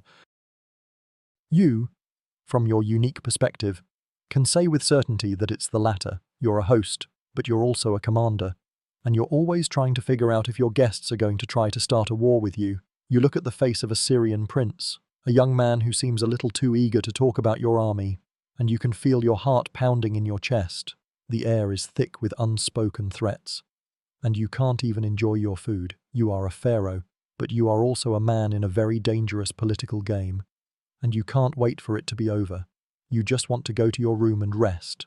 The weight of diplomatic dinners and the stress of your vizier's schemes are constant, but your physical comfort is always at the mercy of another, more mundane burden, your wardrobe. As you change out of your ceremonial robes, you can't help but feel a wave of physical exhaustion. Your stunning clothes, while beautiful to behold, are heavy, hot, and impossible to put on without the help of a small army of servants. Your wardrobe is a masterpiece of ancient fashion. You have kilts made of fine, pleated linen, so thin it's almost transparent. You have beaded nets that are so intricate they must have taken years to weave. You have wide, heavy collars made of gold and precious stones, so heavy they make your neck ache. This is a mainstream historical fact. The pharaoh's clothing was not just for show, it was a symbol of his wealth, his power, and his connection to the gods. But for you, it's just a royal pain. First, there's the weight. The gold collars and bracelets feel like shackles, and the heavy, ceremonial headdress feels like a lead helmet. You are a walking, talking monument, a living statue, and every step is a physical effort. You can't just relax and sit down. The stiffness of your clothes makes it impossible. You have to sit in a specific, regal way, with your back straight and your hands on your knees. You are a god, but you are a god in a very uncomfortable cage. And then there's the heat. The layers of linen and gold trap the heat, and you are constantly sweating. Your servants are always dabbing at your brow with a cloth. But it's a futile effort. You are a man in a desert, and you are wearing clothes that are designed to make you hotter. A quirky tidbit is that the pleats in your linen kilt were not just for style, they were a form of ancient air conditioning, a way to let the air circulate and keep you cool. But you know they don't work. They are just a beautiful, useless decoration. Historians still argue whether the pharaohs truly enjoyed their elaborate wardrobe or if it was just a part of the job. You, from your unique perspective, can say with certainty that it was the latter. You'd much rather be wearing a simple, light tunic, but you can't. You are a god, and you must look the part. You have to endure the weight, the heat, and the constant discomfort. You look at your gold collar, and you can't help but think of it as a leash, a beautiful, valuable leash that ties you to your throne. You are a pharaoh, but you are also a very uncomfortable man in a very beautiful, very painful prison. You sigh and you let your servants take off the collar. The weight is lifted, and you feel a wave of relief so intense it makes your knees weak. The physical relief of removing your heavy ceremonial clothing is short-lived. For a new royal duty calls, the river parade. You are the pharaoh, and you must preside over a grand procession on the Nile, a celebration of the annual inundation and a chance to show your people your divine presence. It sounds magnificent, doesn't it? A beautiful, peaceful journey down the sacred river, but in reality, it's a stressful, crowded event, a logistical nightmare on the water. You are on your royal barge, a massive, ornate vessel made of cedar and decorated with gold leaf. It is a symbol of your power, a mainstream historical fact that was often depicted on tomb walls, but you know that your barge is just a very fancy, very slow ship. It is so big that it is difficult to maneuver, and you are constantly worried about it getting stuck on a sandbar or colliding with another boat. You have a crew of 100 sailors whose sole job is to keep your barge afloat, and they are constantly shouting and pulling on ropes. A cacophony of noise that is anything but peaceful. The river itself is a madhouse. The procession is not just your barge, it's 100 other boats, filled with priests, nobles, and servants. The river is so crowded that you can barely see the water. The other boats are constantly jostling for position, and you can feel the shudder of a small collision, a minor fender bender in the middle of a divine procession. You have to maintain your composure, of course, because to show your frustration would be a sign of weakness. You just sit there, a silent, still statue, and you pretend to enjoy the chaos. A quirky tidbit is that the Egyptians would often tie garlands of flowers to their boats during these parades, a beautiful tradition that was meant to honor the gods. But the garlands would often get tangled in the ropes, and the sailors would have to stop and untangle them. A frustrating and time-consuming process. You have to wait, of course, because you can't just leave them behind. You are the Pharaoh, and you must lead by example, even if it means you are late to your own party. Historians still argue whether these parades were a source of genuine joy for the people or just a necessary part of their civic duty. You, from your unique perspective, can say it's a little of both. They are happy to see you, their divine ruler, but they are also a little bored. The parade is slow, hot, and you can't even see the end of it. You look at the crowd on the riverbanks, a sea of sweating, cheering people, and you can't help but feel a little sorry for them. They are standing there for hours just to get a glimpse of you. You wave and you smile, but you can't wait for this to be over. You are a pharaoh, but you are also a man who is stuck on a very slow, very crowded, and very annoying boat. You just want to get to the end of the line. The chaos of the river parade is a public spectacle, but your daily life is a constant battle against the more subtle irritations of your grand surroundings. You are the Pharaoh, and you are surrounded by architectural grandeur, your palace, the temples, and your unfinished pyramid looming on the horizon. These monuments are a testament to your power and your eternal legacy, a mainstream historical fact that defines your reign. But for you, they are a constant source of dust, debris, and logistical headaches. Your palace is a vast, sprawling complex of stone and mud brick. It is a masterpiece of ancient architecture, but it is also a very dirty place. The constant construction of new wings, the repair of old walls, and the general wear and tear of thousands of people moving through it every day means there is always a layer of dust on everything.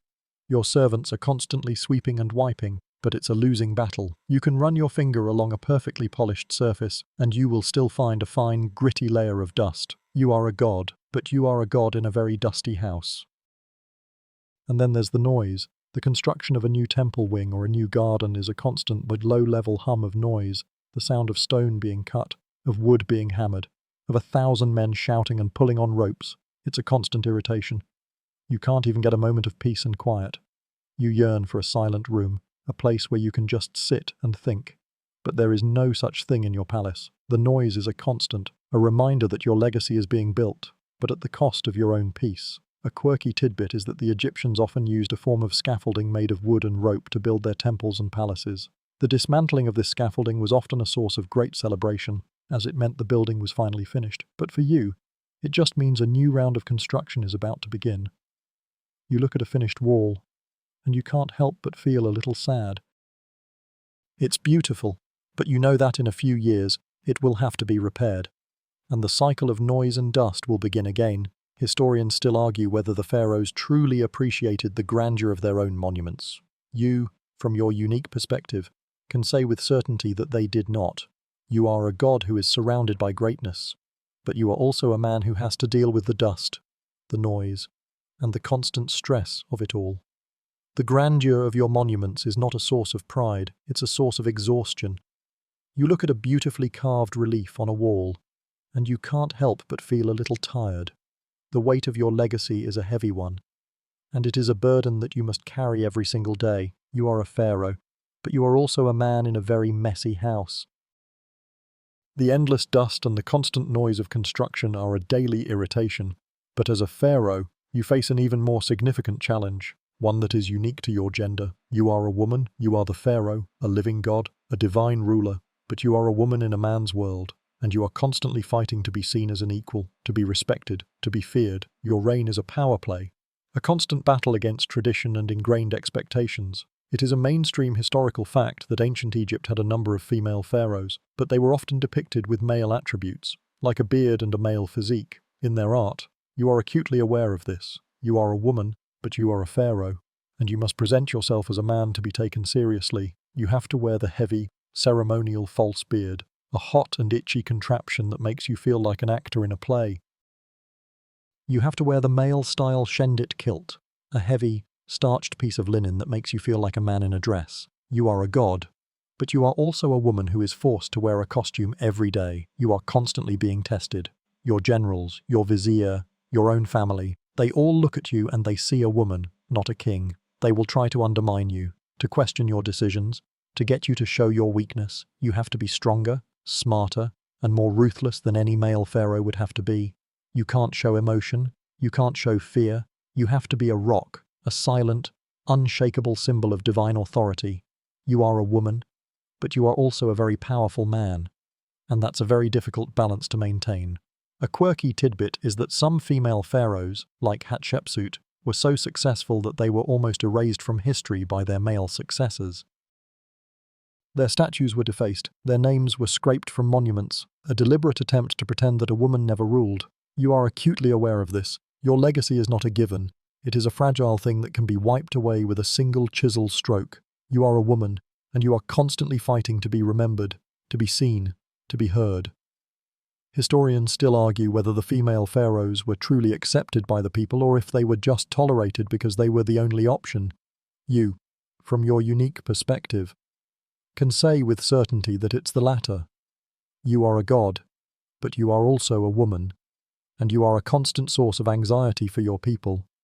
They want a male pharaoh, a strong, male leader who can lead them into battle. You can lead them, but you are still a woman. The weight of your crown is a heavy one, but the weight of your gender is even heavier. You look at your reflection in a polished bronze mirror, and you see a woman in a man's costume, a woman who is fighting a losing battle against the whispers and the expectations of 1,000 years of male rule. The endless battle against your own gender is a source of exhaustion. But there is one final, all-consuming chore that dominates your thoughts, your afterlife preparations. You are not even dead yet, but the plans for your tomb, your pyramid, and your eternal journey are a full-time job. You are the pharaoh, and your death is not an end but a transition, a mainstream historical fact that governed every aspect of your life. But the sheer amount of work you have to do to get there is staggering. You are constantly in meetings with your chief architect and your mortuary priests. The discussions are endless. Where should the tomb be built? What should the floor plan be? What kind of traps should be installed to prevent robbers from getting in? You are a god, but you are also a project manager, a micromanager, and a human resources director for your own afterlife. You can't just delegate this. You have to be involved in every single decision. It's your eternal journey, after all, and you are constantly worried about a small detail being forgotten. And then there's the art. Your tomb is not just a tomb, it is a museum of your life, a testament to your power, your battles, your piety. You have to approve every single carving, every single painting, every single relief. You have to make sure you are depicted in the right way, with the right symbols, with the right gods at your side. You are a god, but you are also an artist, and you are constantly worried about a small artistic mistake being made that could affect your eternal journey. A quirky tidbit is that the pharaohs would often have their tombs filled with not just gold and jewels but also with food, furniture, and even servants, all the things they would need in the afterlife. You are constantly making decisions about what to take with you. Should you bring your favorite chair? Should you bring your favorite cup? Should you have 1,000 Shabti statues, little clay figurines of servants, to do your work for you in the afterlife? The choices are endless, and you are constantly agonizing over them. Historians still argue whether the pharaohs truly believed in the afterlife, or if they were just doing it to maintain their power and control over the people. You, from your unique perspective, can say with certainty that it's a little of both. You have to believe in the afterlife, because to not believe would be to admit that all this work is for nothing. But you are also using the idea of the afterlife to control your people, to make them believe that their labor is not just for a mortal king, but for a divine ruler who will live forever. You are a god, but you are also a man with a lot of work to do. You look at a scribe's drawing of a new carving for your tomb, and you can't help but feel a little tired. The work is never done, not even after you die. The constant worry about your afterlife preparations is a heavy weight. But your focus is often turned to a more immediate concern, your army. Your military is your shield, a loyal tool that you use to defend your borders and to expand your influence. This is a mainstream historical fact. The pharaoh was the supreme commander of the army, and his military prowess was a key part of his divine image. But you also know that your army, for all its loyalty, is a constant and ever-present threat. The army is a collection of professional soldiers, conscripted peasants, and foreign mercenaries. They are loyal to you, yes, but their loyalty is always conditional. It is based on a steady supply of food, a regular salary, and, most importantly, the promise of plunder. You have to keep them happy, you have to keep them busy, and you have to keep them winning. If you lose a battle, if you can't pay them, or if you can't provide them with new lands to conquer, their loyalty will quickly evaporate. You are a god, but you are also a general, and you are always fighting to keep your men on your side. The sheer logistics of your army are staggering. You have to feed 1,000 men. You have to provide them with weapons. And you have to make sure they are well trained. The supply lines are long and tenuous, and you are constantly worried about a famine or a rebellion in a distant province that could affect your army's morale. You are a commander, but you are also a quartermaster, a recruiter, and a human resources director. You are constantly in meetings with your generals, and you are always worried about their ambition. A successful general is a potential rival, a man who could lead his men against you. A quirky tidbit is that the pharaohs would often use a special kind of magic, a kind of ritual, to bless their army before a battle. This was a way to ensure the gods were on their side, a way to boost morale. But you know that it's more than just a ritual. It's a way to remind your men that their loyalty is to a god, not just a man. Historians still argue whether the pharaohs truly believed in the power of this magic, or if it was just a clever way to control their men. You, from your unique perspective, can say with certainty that it's a little of both. Your army is a powerful tool, a shield that protects you from your enemies. But it is also a ticking time bomb, a force that could easily turn against you if you make a single mistake. You look at a general, a scarred and grizzled man with a look of quiet ambition in his eyes, and you can't help but feel a little nervous. You are a pharaoh, but you are also a commander, and you are constantly fighting to maintain control over a force that is both a source of your power and a source of your greatest fear. The weight of your kingdom is a heavy one, but the weight of your army is even heavier. The constant fear of your own army is a terrible burden, but you must look to the heavens for guidance. Your royal astronomer, a man who reads the stars, is your personal weather app and your unofficial soothsayer. He is a mainstream historical fact. Ancient Egyptians were master astronomers, and the movements of the stars and planets were a source of great interest and a tool for predicting the future. But for you, the pharaoh, he is a constant source of frustration. He is always there, a silent, watchful presence, staring at the night sky. He is the one who tells you when to plant your crops, when to send your army into battle, and when to get married. You rely on him for everything, and he knows it. He knows all your secrets, all your fears, all your desires. He knows about your bad teeth, your family squabbles, your fear of your own army. He is a living, breathing encyclopedia of your life, and that makes him a terrifying opponent. You can't fire him, because he is your only connection to the gods. You can't kill him, because he is the only one who can tell you what the future holds. The astronomer is a master of subtlety. He will tell you that the stars are aligned for a war, but you know he's really trying to get you to send your army into a neighboring kingdom to steal their resources. He will tell you that the moon is in a good position for a diplomatic treaty, but you know he's really trying to get you to make a deal that benefits his own family. You are constantly on guard, constantly trying to read between the lines, constantly trying to figure out what he really wants. You feel like you are in a game of chess, and he is always 2 moves ahead of you. A quirky tidbit is that the Egyptian astronomers also used the stars to build their pyramids, aligning them with the constellations to ensure the pharaoh's eternal journey was a successful one. But you know that it's more than just a tool for building. It's a way to remind you that your life is not your own. It is a part of a larger, cosmic plan, a plan that you can't control. Historians still argue whether the pharaohs truly believed in the power of these astronomers, or if they were just doing it to maintain their power and control over the people. You, from your unique perspective, can say with certainty that it's a little of both. Your royal astronomer is a powerful tool, a man who can tell you the future, but he is also a constant, low-level source of anxiety, a man who knows too much. You look at him and you see a trusted advisor, but you also see a rival, a man who is constantly looking for a way to take your power from you. The weight of your kingdom is a heavy one, but the weight of your future is even heavier. You can't help but feel a little tired. You just want to go to your room and rest, but you know you can't. Not when your future is in the hands of a man who reads the stars. Your royal astronomer is a constant source of anxiety, but your gaze turns inward, toward the very idea of your legacy. You are the pharaoh, and you are obsessed with your place in history. You are building monuments, commissioning art, and fighting wars, all to ensure that your name will be remembered for 1,000 years.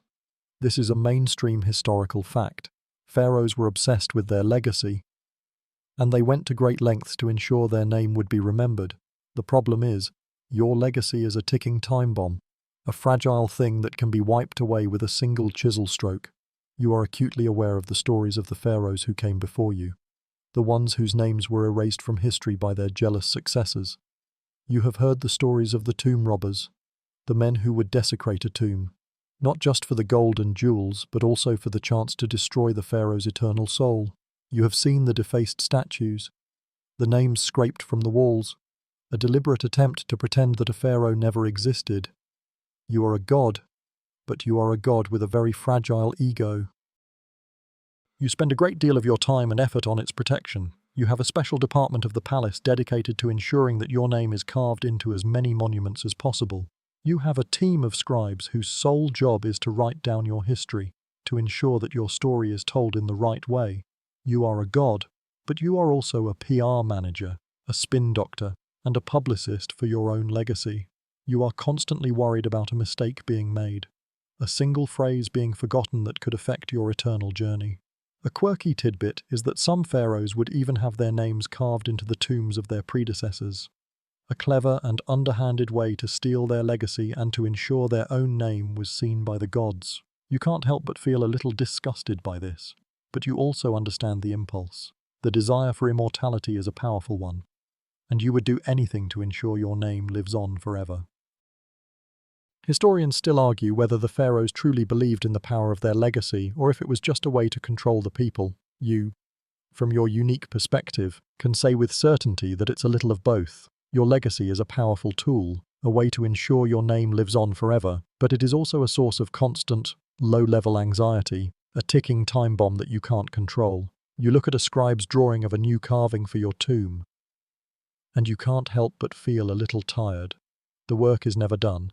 You are a pharaoh, but you are also a man with a very fragile future. You can't help but wonder if 1,000 years from now, a tourist will look at your tomb and wonder who you were. You sigh and you try to forget about it, but you know you can't. The fear of a forgotten legacy is a constant, nagging thought. But your day-to-day life is consumed by a more immediate and very physical burden: the temple. You are a pharaoh, and your temple is not just a place of worship, it is your part-time office, a crowded, noisy, and often uncomfortable place where you must spend a great deal of your time. This is a mainstream historical fact. The pharaoh was the high priest of every temple, and his presence was a key part of the religious life of the kingdom. But for you, it's just a royal pain. First, there's the heat. The temples are made of stone, and they are designed to trap the heat, a kind of ancient oven that is uncomfortable even on a cool day. The air is thick and stale, a mixture of the smell of incense, the sweat of the priests, and the general smell of 1,000 people moving through a small space. You are a god, but you are a god who is sweating profusely, and you can't even get a moment of fresh air. You feel a little lightheaded, and you can't wait for this to be over. And then there's the incense. The temples are filled with the sweet, choking smoke of frankincense and myrrh, a constant cloud that makes your eyes water and your lungs ache. It is a sign of your piety, a way to show the gods that you are a devout ruler. But you know that it's also a way to cover up the smell of the temple itself, a kind of ancient air freshener that doesn't work. You are a god, but you are a god with a terrible headache, and you can't get away from it. A quirky tidbit is that the temples were not just for worship, they were also a source of great wealth. They owned land, they had their own armies, and they had a massive bureaucracy. You are constantly in meetings with the priests, and you are always worried about their power. They are your allies, but they are also a potential rival, a group of men who could turn the people against you. You are a god, but you are also a CEO, and you are constantly fighting to maintain control over a force that is both a source of your power and a source of your greatest fear. Historians still argue whether the pharaohs truly believed in the power of these temples, or if they were just using them to control the people. You, from your unique perspective, can say with certainty that it's a little of both. You have to believe in the gods, because to not believe would be to admit that all this is for nothing. But you are also using the temples to maintain your power, to make the people believe that their fate is in your hands. You are a pharaoh, but you are also a man with a very big, very uncomfortable office. You can't help but feel a little tired. You just want to go to your room and rest, but you know you can't. You have to be in the temple. You have to be the pharaoh, and you have to endure. The stifling heat of the temple and the constant smell of incense are a daily discomfort, but your mind is consumed by the more subtle problems that plague your kingdom, petty inventions with major consequences. You are the pharaoh, and you must preside over a culture that is constantly innovating, a mainstream historical fact that showcases the ingenuity of your people. But for you, even a simple change can cause a ripple effect of unforeseen problems. Take, for instance, the new sandal design. A clever craftsman has invented a new way to weave papyrus that makes a sandal more durable and comfortable. It seems like a great idea, a simple improvement that will make your people's lives a little better. You approve the design, and you have it produced in your royal workshops. But then the problems begin. The new sandals are so good that the old ones are no longer being sold, and the people who make them are out of work. A small rebellion begins in a distant province, and you have to send in the army to quell it. A simple invention, a small improvement, has caused a major headache. You are a god, but you are also a man who has to deal with the unforeseen consequences of innovation. And then there's the new pottery method. A potter has discovered a new way to fire clay that makes a pot more durable and less likely to break. It's a great idea, and you approve it. But then, the old pots, the ones that were a part of your kingdom's economy, are no longer being produced. A shortage of pots begins, and the people who make them are out of work. The price of food goes up, and a small famine begins. You are a god, but you are also a man who has to deal with the consequences of a changing economy. A quirky tidbit is that the pharaohs would often have a special council of inventors whose sole job was to come up with new ideas. But you know that their real job is to come up with ideas that will not cause a rebellion. They are constantly looking for a way to improve the lives of your people without upsetting the delicate balance of your kingdom's economy. You are a god, but you are also a man with a very big, very complicated economy to manage. Historians still argue whether the pharaohs truly appreciated the ingenuity of their people or if they were just doing it to maintain their power. You, from your unique perspective, can say with certainty that it's the latter. You have to be seen as a benevolent ruler, a man who is constantly looking for ways to improve the lives of his people. But you are also a man who is constantly worried about a simple invention causing a major headache. The weight of your kingdom is a heavy one, but the weight of your people's ingenuity is even heavier. You look at a new invention, a new tool, and you can't help but feel a little nervous. You know it will make your life more difficult. The unforeseen consequences of your people's inventions are a constant source of stress, but a different kind of burden falls squarely on your vizier's shoulders, and yours. He is, as you know, your right-hand man, the highest official in the land. But you've come to realize his unofficial job description is far more complex and personal. Your vizier is your royal problem solver and, on many days, your unofficial therapist. You are the pharaoh, and you are a god. But you are also a man with a lot of problems. You can't complain to your family, because they are the source of most of your problems. You can't complain to your guards, because they would lose respect for you. You have no one to talk to, no one to confide in, no one to share the weight of your crown with.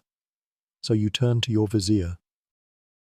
This is a mainstream historical fact. The vizier was often the pharaoh's most trusted confidant and advisor, but you also know that he is a man who is constantly looking for a way to use your weaknesses against you. You will call him into your private chambers, and you will tell him about your bad teeth, your family squabbles, your fear of your own army. He will listen patiently, his face a mask of serene neutrality. He will offer you solutions, clever and subtle ways to deal with your problems. He will suggest a new law to curb your brother's ambition. He will suggest a new trade deal to quell a rebellion. He will suggest a new herbal remedy for your stomachache. He is a man who is always looking for a way to solve your problems.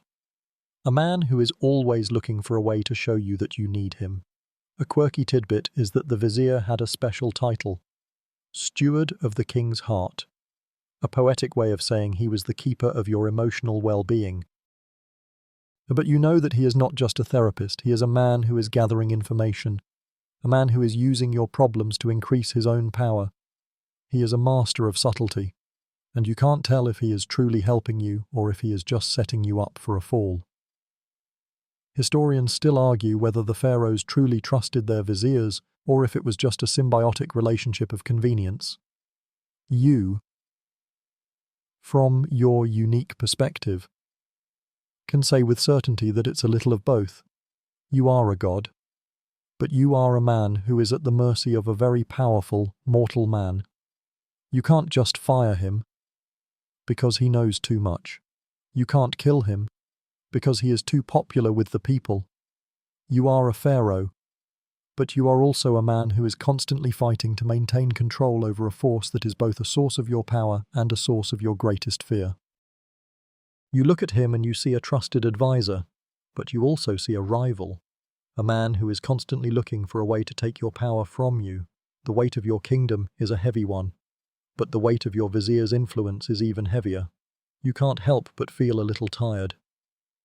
The quiet manipulations of your vizier are a daily frustration, but your mind is consumed by the one thing that both sustains and torments your entire kingdom, the annual flood of the Nile.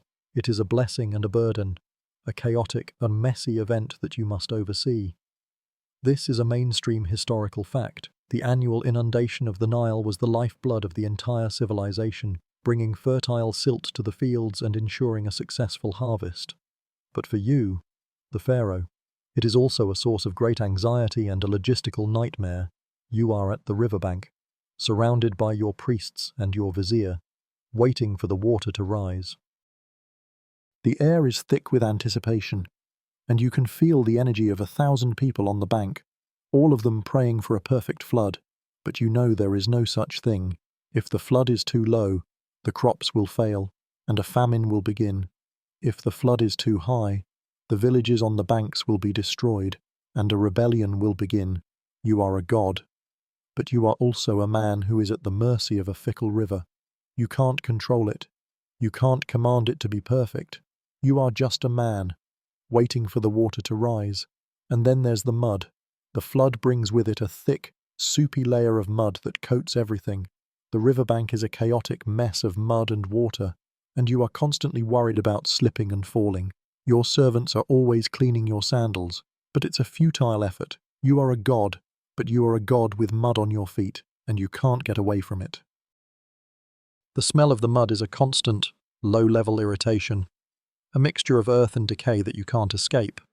A quirky tidbit is that the Egyptians would often throw a small effigy of a woman, a symbol of the goddess Isis, into the Nile to ensure a perfect flood. But you know that it's more than just a ritual. It's a way for the people to feel like they have a say in their own fate. Historians still argue whether the pharaohs truly believed in the power of these rituals or if it was just a way to control the people. You, from your unique perspective, can say with certainty that it's a little of both. Your kingdom's very existence rests on the whim of a river. You look at a priest, a man who is chanting a prayer for a perfect flood, and you can't help but feel a little tired. The weight of your kingdom is a heavy one, but the weight of your people's hope is even heavier. You can't help but feel a little responsible for it all. You are a pharaoh, but you are also a man with a very big, very muddy problem. You just want to go to your room and rest, but you know you can't, not when your entire kingdom is at the mercy of a river. The muddy, chaotic spectacle of the Nile's flood is a public burden, but a more private, yet equally stressful. Concern waits for you in your chambers, the royal scribe. He is your chronicler, your personal writer, and a man whose sole job is to document your every move, for better or for worse. This is a mainstream historical fact. Scribes were a powerful class in ancient Egypt, and their ability to read and write gave them immense power. For you, the pharaoh, your scribe is a constant, quiet source of anxiety. He is always there, a silent, watchful presence in the corner of your room, his reed pen scratching away on a piece of papyrus. He is a living, breathing record of your life, and you can't help but feel a little self-conscious. You are a god, but you are also a man with bad teeth, a strained marriage, and a whole lot of problems. You know that he is writing it all down, and you can't help but wonder what he really thinks of you. Is he writing down a flattering account of your reign, or is he writing down a truthful one, full of all your weaknesses and your failings? You can't be sure. The scribe is a master of subtlety. He will ask you a simple question, a seemingly innocuous inquiry about a law you passed or a battle you fought, but you know he's really trying to get you to talk about your failures, your regrets, your personal life. He is a man who is constantly looking for a way to get a scoop, a way to write a more interesting story. He is a living, breathing historian, and you are his subject. You feel like you are in a constant, low-level interview, and you can't even get a moment of privacy. A quirky tidbit is that the pharaohs would often commission multiple scribes, and they would often tell them different versions of the same story. A clever way to ensure that no single scribe had a complete and truthful record of your reign. You are a god, but you are also a master of spin. A man who is constantly trying to control his own narrative. Historians still argue whether the pharaohs truly trusted their scribes, or if it was just a symbiotic relationship of convenience. You, from your unique perspective, can say with certainty that it's a little of both. Your royal scribe is a powerful tool, a man who can tell your story to the future, but he is also a constant, low-level source of anxiety, a man who knows too much. You look at him and you see a trusted advisor, but you also see a rival, a man who is constantly looking for a way to take your story from you. The weight of your kingdom is a heavy one, but the weight of your own history is even heavier. You can't help but feel a little tired. You just want to go to your room and rest. But you know you can't. Not when your entire life is being written down by a man who knows all your secrets. The constant presence of your chronicler is a burden, but a more playful, and therefore more infuriating source of stress awaits you in the palace gardens, your pet monkey. You have him as a companion, a symbol of your wealth and your connection to the wild. This is a mainstream historical fact. Monkeys, especially baboons, were kept as pets in ancient Egypt, revered for their cleverness and their perceived connection to the god Thoth. But for you, your monkey is a furry little troublemaker that causes constant headaches. He is everywhere. He is in the kitchens, stealing figs and dates. He is in the library, tearing up your papyrus scrolls. He is in your private chambers, trying to steal your gold collar. You are a god, but you are a god who is constantly chasing a tiny, mischievous animal. You can't get mad at him, because he is a sacred animal, a living embodiment of a god. You have to smile and pretend that you find his antics charming, even when he is actively destroying your property. He is a constant, low-level source of chaos, and you can't get away from him. The monkey is a master of subtlety. He will sit on your shoulder and pretend to be docile, but the moment you turn your back, he will be in your hair, pulling out your gold pins, or in your ceremonial robes, trying to tear a piece of the linen. He is a man who is constantly looking for a way to get a laugh, a way to show you that he is in control. You are constantly on guard, constantly trying to outsmart a tiny animal. You feel like you are in a game of chess, and he is always one move ahead of you. A quirky tidbit is that the Egyptians would often train monkeys to help them with the harvest, a clever way to use their natural talents for a good cause. But you know that your monkey is not going to help you with anything. He is just going to cause trouble.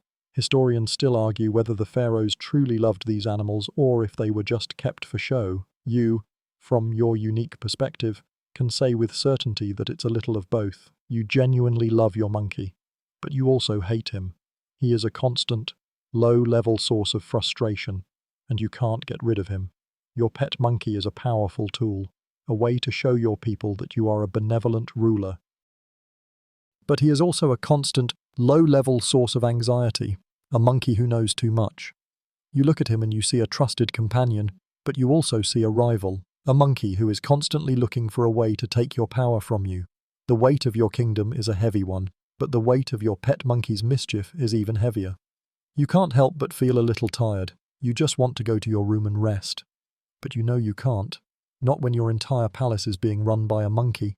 The constant chaos of your pet monkey is a small, but persistent, irritant. But your public life is filled with a more performative kind of torment. The court jesters.